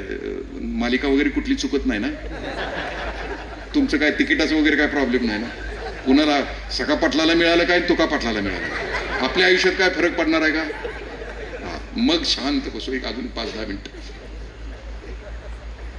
सत्याप्पा भोसले संवेदनशीलता काय समाजसेवेच्या मनात. इंग्रज अधिकाऱ्यांनी पकडलं, श्रीमंतांना लुटायचा, गरिबांना रॉबिनहुड होता. आया बहिणींचं कुंकू बळकट करायचं, कोणी अबलेवर अत्याचार केला तर मारून टाकायचं, त्याला कुंकू बळकट करायचा, मंगळसूत्र बळकट करायचं. सत्याप्पाला इंग्रज अधिकाऱ्यांनी पकडलं, इस्लामपूरच्या कोर्टामध्ये खटला होता. राज्य इंग्रजांचं होतं. सत्याप्पा कुंभोजचा होता, अण्णांच्या गावचा होता. अण्णांचं प्रेम होतं, त्याच्यावर कामच करत होता तसं. सत्याप्पा कोर्टातनं बाहेर आला, त्याच्या हातापायामध्ये काढण्या होत्या. 10-12 पोलिसांनी त्याला पकडलं होतं. सत्याप्पा बाहेर आला, तो बघितलं तर हजारो आया बहिणी वारणेच्या खोऱ्यातून ह्या मानलेल्या भावाला शुभेच्छा डोळ्याच्या निरंजनानं ओवाळत होत्या, सत्याप्पाकडे बघत होत्या. नजरेमध्ये कृतज्ञता होती. सत्य पाहता पायातल्या काढण्या, हाताने नमस्कार करत होता या बहिणीला, आणि ह्या बहिणी आशीर्वाद देत होत्या. ज्यांचं मंगळसूत्र बळकट केलं होतं, ज्यांचं कुंकू बळकट केलं होतं. आया बहिणींच्याकडे बघता बघता त्याची नजर पुरुषांच्या थव्याकडे गेली. पुरुषांच्या थव्यामध्ये माझे कर्मवीरांना नाव होते. आमचा दाढीवाला माणूस. अण्णांच्याकडे लक्ष गेल्यावर सत्यापा भोसले ना अण्णांना भेटण्यासाठी असा हिसडा दिला. 12 पोलिसांनी पकडलेलं होतं. पोलीस कोलमडलंय. सत्यापाची ताकद तितकी होती. सत्यापानं उडी मारली. गर्दी चिरत सत्यापा अण्णांच्या पायाजवळ गेला, गुडघे टेकला आणि कर्मवीर अण्णांच्याकडे तो बघतो आहे म्हणतो, अण्णा तुरुंगात निघालोय, एखादी वस्तू देत आहे का? बरोबर. अण्णा म्हटलं काय? अण्णांनी त्या दिवशीच कोल्हापुरी चप्पल घेतलं होतं. सत्यापा म्हटलं अण्णा चप्पल दे की. सत्यापा म्हटलं ती कशाला रे? सत्यापा म्हटला अण्णा तुरुंगात निघालोय, जन्मठेप आहे. एखाद्या चांगल्या माणसाची वस्तू बरोबर असली तर त्याच्याकडे बघत दिवस काढता येतील. मग द्या ना अण्णा, पायतान द्या ना. अण्णांनी पायतान दिलं सत्यापाला. सत्यापाचा हात हातात घेतला आणि अण्णा त्या सत्यापाला असं म्हणतायत, सत्यापा नुसतं आया बहिणींचं कुंकू बळकट केलंस तर हजारो आया बहिणी तुला बघायला आलेत. ह्या भाऊराव पाटलानं रे शिक्षण संस्था काढली, पण अजून पोरींच्यासाठी काही केलं नाही रे. जोपर्यंत महाराष्ट्रातली शेवटची, दऱ्याखोऱ्यातली, वाडी वस्तीवरची, दलित वंचित शेवटची पोरगी जोपर्यंत शिकत नाही ना, भाऊराव पाटील पायात पायतान आणि डोक्याला शिरस्त्राण घालणार नाही. सत्यापा म्हणला अण्णा असं होणार असतं तर घ्या तुमचं पायतान, तुम्ही लाखाचं पोशिंद आहे, नग मला तुमचं पायतान. अण्णाने हात हातात घेतला आणि ते म्हणले, सत्यापा शब्द म्हणजे शब्द, भाऊराव पाटील नाही घालणार. माझ्या आया बहिणीनं, माझ्या बापानं, माझ्या भावानं, माझ्या अण्णांनी मरेपर्यंत पायात पायतान नाही घातलं. हा वेडा माणूस पाटणच्या कराडच्या दऱ्याखोऱ्यामध्ये शिदा गोळा करायचा. ही रे शिक्षण संस्थेची पोरं फर्ग्युसन कॉलेजच्या बाजूला वडारवाडीमध्ये राहायची. पायात पायतान नाही. एसटीत बसून हा माणूस स्वारगेटला उतरायचा. भर दुपारी 12 वाजता टिळक रोड वरून हा महापुरुष पायतान नसलेल्या पायानं चालत यायचा. मृत्यूच्या वेळेला अण्णांच्या पायाला इंच इंच इतक्या भेगा पडल्या होत्या. काय नशा असती अनेकांच्या सुखाची कल्याण करण्यासाठी. अण्णांचा मृत्यूच्या वेळेला साखर 500 पर्यंत होती. ब्लड प्रेशर शूट झालं होतं. अण्णा तापामध्ये बोलत होते. तापामध्ये सुद्धा अण्णांचं बोलणं काय होतं, अरे कुणीतरी जाऊन यशवंतराव चव्हाण साहेबांना सांगा या भाऊराव पाटलाला 500 एकर जमीन द्यायला. माझी गोरगरीब पोरं उन्हाळ्याच्या आणि दिवाळीच्या सुट्टीमध्ये तिथं कष्ट करतील, राबतील आणि त्या पैशामध्ये वर्षभर शिकतील. अरे सांगा रे कुणीतरी जाऊन. म्हणजे अण्णांचं तापातलं बोलणं, अण्णांचं शुगर शूट झाल्यानंतर मृत्यूच्या वेळचं बोलणं, ते सुद्धा अनेकांच्या कल्याणासाठी होतं. आमचं म्हातारपणी तापातलं बडबडणं काय असेल, थोरल्याला दिलंय लबाडीने घर बांधून धापट्याला द्यायचं राहिलं मरण याच्यावर. म्हणजे आमची ही क्षुद्रतेची प्रवृत्ती. अरे कुठं अण्णा, कुठं अख्ख्या तुमच्या माझ्या झोपडीमध्ये ज्ञानाचा दिवा लागावा म्हणून अखंड आयुष्यभर कष्ट कर, वेड्यासारखा पळणारा रात्रंदिवस. ही मोठी माणसं झाली नसती. असं म्हटलं जातं की तुम्ही आम्ही जन्माला आलो त्यावेळेला जग जितकं सुंदर होतं ना, त्याच्यापेक्षा अधिक जग सुंदर करून पुढच्या पिढीच्या ताब्यात द्यायचं असतं माणूस नावाच्या जातीनं. तुम्हाला वाटतं तुम्ही तुमच्या पोरांच्या लायकीचं जग तयार केलंय की ज्या जगामध्ये द्वेष, मत्सर, जात, धर्म, पंथ पावला पावलाला त्या पोराच्या वाटाला बेईमानी, गद्दारी, फसवणूक. अरे नालायक जगामध्ये तुमची माझी पोरं सुखी राहणार आहेत. नरक तयार केलाय तुमच्या माझ्या पोरांच्यासाठी आम्ही. आमचा हे खेळ चाललाय ना याला घेऊन. अरे आम्ही प्रेम करतोय यासाठी की माणूस नावाची जात प्रेमाशिवाय नाही जगू शकत. ज्ञानेश्वर नावाच्या चित्रपटामध्ये माझी लता मंगेशकर ज्या वेळेला अर्थतेने सांगते की ज्योत से ज्योत जगाते चलो, प्रेम की गंगा बहाते चलो. माणूस नावाची जात फक्त प्रेम आणि जिव्हाळ्यावर टिकते, सत्ता संपत्तीवर नाही टिकत. म्हणून हा प्रेमाचा जो प्रवाह आहे तो आम्ही देतो. पुढच्या पिढीला आम्हाला द्यायची ती ज्योत द्यायची आहे, पंथी द्यायची आहे, प्रकाशाची जंती द्यायची. बाप नावाच्या पिढीचं आत्ताचं समाजसेवेचं काम कोणतं आहे माहिती आहे का? जागल्याचं काम आहे, जागल्याचं. जंगलामध्ये ज्या वेळेला वाघ किंवा सिंह येतो ना, तेव्हा त्या जंगलातली काळवीट ओरडते जोराने. काळवीट ठराविक पद्धतीने ओरडले ना की भोवताल तिच्या भोवतीचे जेवढे पशुपक्षी आहेत ना ते ओरडत ओरडत निघून जातात. अख्खं जग जागा होत, अख्खं जंगल जागा करत. काळवीट वाघाच्या नुसत्या अस्तित्वानं, जवळ असणाऱ्या वाघाच्या अस्तित्वानं, संकटाच्या चाहुलीनं ओरडते काळवीट आणि त्याच्या ओरडण्यानं अख्खं जंगल जागा करते. निघा, संकट आलंय, निघा, संकट आलंय, निघा म्हणून ती काळवीट सांगते. पण धोका त्या काळवीटाला आहे, कारण काळवीट जाणीव करून देतं वाघाला, मी इथं आहे, मी इथं आहे, मी इथं. तुम्ही आम्ही जर जागल्याचं नाही काम केलं तर तुमची माझी पोरं नरकात आहे समजून चला.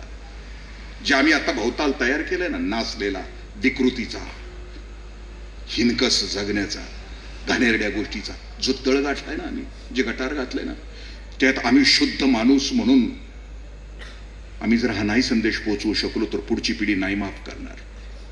ते आम्हाला प्रश्न विचारेल, बापा आमच्या वाट्याला कुठलं दिलंय जग, का दिलास नरक आमच्या वाट्याला, ती विचारेल ना प्रश्न. आणि त्या प्रश्नाची उत्तर द्यायची असतील तर या 3.5 हाताच्या देहामध्ये आम्हाला जे सामर्थ्य दिलंय, जी ताकद दिली, जी क्षमता दिली, ती सामर्थ्य आणि क्षमता जर आम्ही नाही वापरली तर पुढची पिढी आम्हाला माफ करणार नाही. आणि त्याच्यासाठी एकच गोष्ट आवश्यकता आहे, ज्याला समाजसेवा करायची त्याला फक्त संवेदनशीलतेची आवश्यकता आहे. लास्ट गोष्ट सांगतो 1.5 मिनिटाची आणि संपवतो. डॉक्टर साहेब जेवण तयार आहे ना? जेवण तयार आहे ना?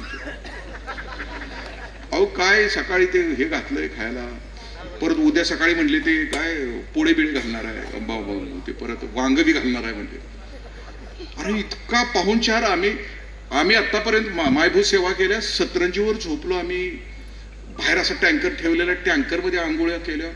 इथं डॉक्टर साहेबांनी 5 स्टार व्यवस्था. सकाळपासून पोरं म्हणतात काका 8 दिवस वाढ होत आहे का? एवढा भारी जर पाहुणचार होणार असेल, झोपायला गाद्या, खायला चमचमीत, आणि ते बी केळीच्या पानावर, एवढं नका प्रेम करू देवा, आम्ही बिघडून जाऊ. आपली सुद्धा काही पोरं अतिप्रेमानं बिघडलेत, त्यातला आमचा प्रकार होईल. इतकी भारी माणसं तुम्ही. आम्ही मगाशी म्हणलं ना, काही नाती आयुष्यामध्ये क्षणभरामध्ये असे असतात की जन्मजन्मांतरीच. त्याला एक परमार्थामध्ये शब्द आहे मंडळी नावाचा. जगण्याच्या प्रवासात आपल्याला हजारो माणसं भेटतात, की जसं ट्रेनमध्ये किंवा एसटीच्या प्रवासात आपल्याला हजारो माणसं भेटतात. ओळख होते, गप्पा होतात, पण ती लक्षात नाही राहत. पण एखाद्या प्रवासातला एखादा माणूस आयुष्यभर आपल्या बरोबर राहतो. ह्या जगण्याच्या प्रवासात आपल्याला भेटतात अनेक माणसं, खेळतात, रेटतात. कुठं आम्ही इथं उस्मानाबादचे पोरं आहेत, कोल्हापूरच्या टोकाची राधानगरी, तिकडची पोरं आहेत. कुठं राधानगरी, कुठं 40गाव. कोण जोडत आहे, कोण करत आहे, कुठल्या जन्माचा असतो? कलकत्त्यामध्ये एक बाऊलांचा बेळा नावाचा एक समाज, एक दिवस असतो आणि त्या दिवशी हे बाऊल जेवढे आहेत ना, बाऊल नावाचे भक्त, ते एक दिवशी असे कलकत्त्यामध्ये येतात, दिवसभर बेभान होऊन नाचतात आणि पुन्हा जातात. असा आमचा बाऊलांचा, म्हणजे आम्ही गेल्या जन्मामध्ये सुद्धा आम्ही असणार आहे, तुम्ही आम्ही सगळे असणार. नाचलोय आम्ही त्या वेळेला बाऊलांच्या वेळामध्ये, त्या जन्मात एखाद्या दिवशी इसकाटलो आम्ही, ह्या जन्मात आलो, पुन्हा हा बाऊलांचा मेळा, खेळ आमचा चालू आहे, हा जगण्याचा उत्सव आमचा चालू, हा आनंदाचा महोत्सव आमचा चालू, आणि आम्ही आता निघत जातो. संवेदना असली तरच माणूस समाजकार्य करू शकतो. असं माझी खूप लाडकी आवडती कथा आहे. पोस्टमन आलाय आणि त्या दिवशी टपाल वाटतो आहे त्या गावात, बदली झालेल्या गावामध्ये. टपाल वाटता वाटता तो गावाच्या बाहेर जातोय, दुपारचं ऊन आहे, पायात चप्पल नाहीये, त्याच्या वाळू माती आहे, त्या मातीत त्या घराच्या बाहेरची बेल दाबतो आहे. भर दुपारचे 12चं ऊन आहे, घरातून हालचालच नाही. पोस्टमन काका 5-10 मिनिटांना विचार करता, आता कोण पण असू दे, उघडलं का नाही शिव्याच देणार आहे, कोण पण असू दे. 10 मिनिटांना दरवाजा उघडतोय. एक मुलगी आहे 17-18 वर्षाची, तिला दोन्ही हात नाहीत, तिला दोन्ही पाय नाही येत, ती खूप छान हसते. पोस्टमन काका विसरूनच जाते तिला शिव्या द्यायचं. तिचं टपाल देते, दुसऱ्या दिवशी येते, तिचं टपाल देत आहेत, पण ती आता काका थांबतायत, कारण त्यांच्या लक्षात आलं आत बाळा आहे, दोन्ही हात नाही, दोन्ही पाय नाही येत, उशीर होतोय तिला, दिवाळी येते.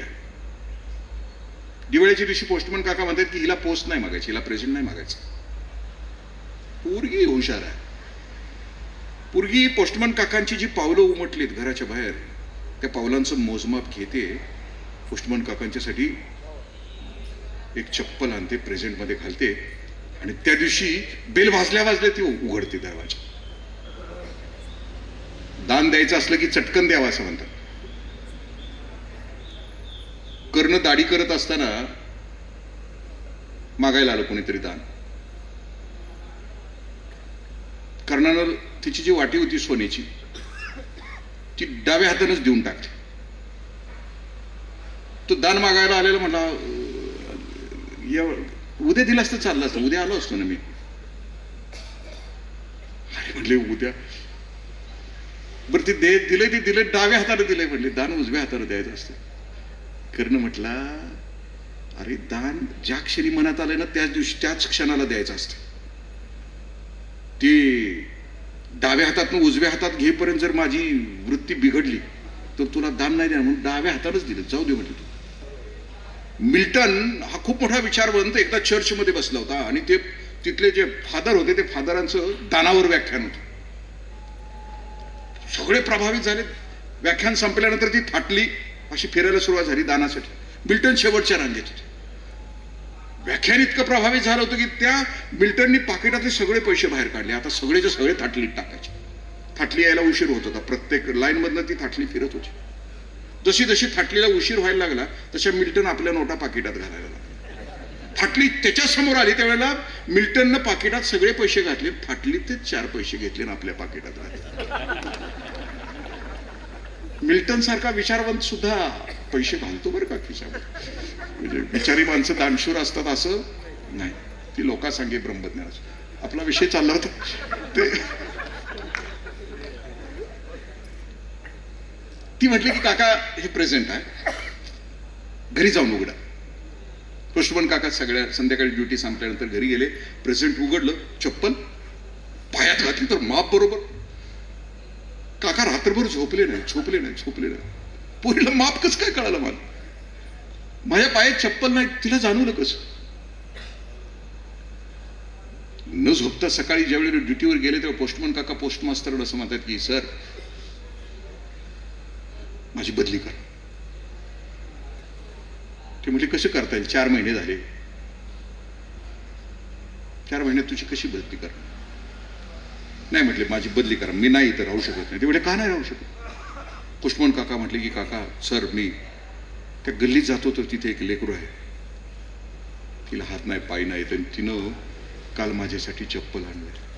आज मी तिच्या दारात जाईल ना सर, माझ्या पायात चप्पल नाही तर त्या पोरीनं मला चप्पल आणलंय. सर मी आज तिच्या दारात जाईल ना, तिला पाय नाही यायचं, मी तिला पाय कुठले देऊ? मी नाही जाणार. मगाचीच कवितेची ओळ, मी चालत होतो अनबानी तेव्हा माझे डोळा आले पाणी, पाहिले मी त्याला काहीच नव्हते. पोस्टमन काका मग पुन्हा म्हणतात की सर मग मला 25,000 रुपयाचं कर्ज तरी द्या. ते म्हणजे ते कशासाठी? पोस्टमन काका म्हणतात की निदान मी जयपूरला तरी जाईन, तिला लाकडी जयपूर फूट तरी आली, मला तेवढं तरी द्या.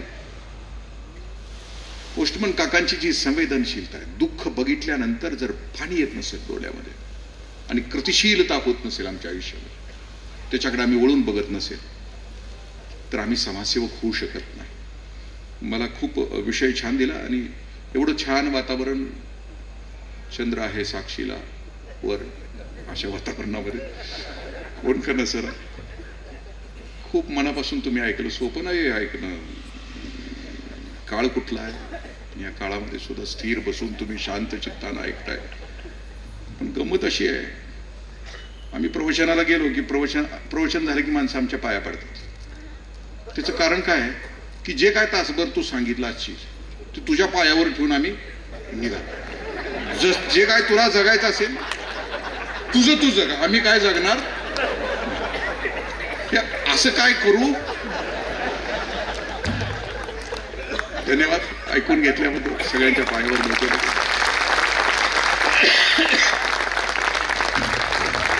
खूप खूप धन्यवाद काकाजी. खरं तर या अमृतवाणीनंतर आपण काय बोलावं हे मला अपराध्यासारखं वाटतं, पण कार्यक्रमाचा एक शिरस्ता म्हणून त्यानंतर कार्यक्रमाचे आभार मानण्यासाठी मी शेखरदादा निंबाळकर यांना आमंत्रित करतो.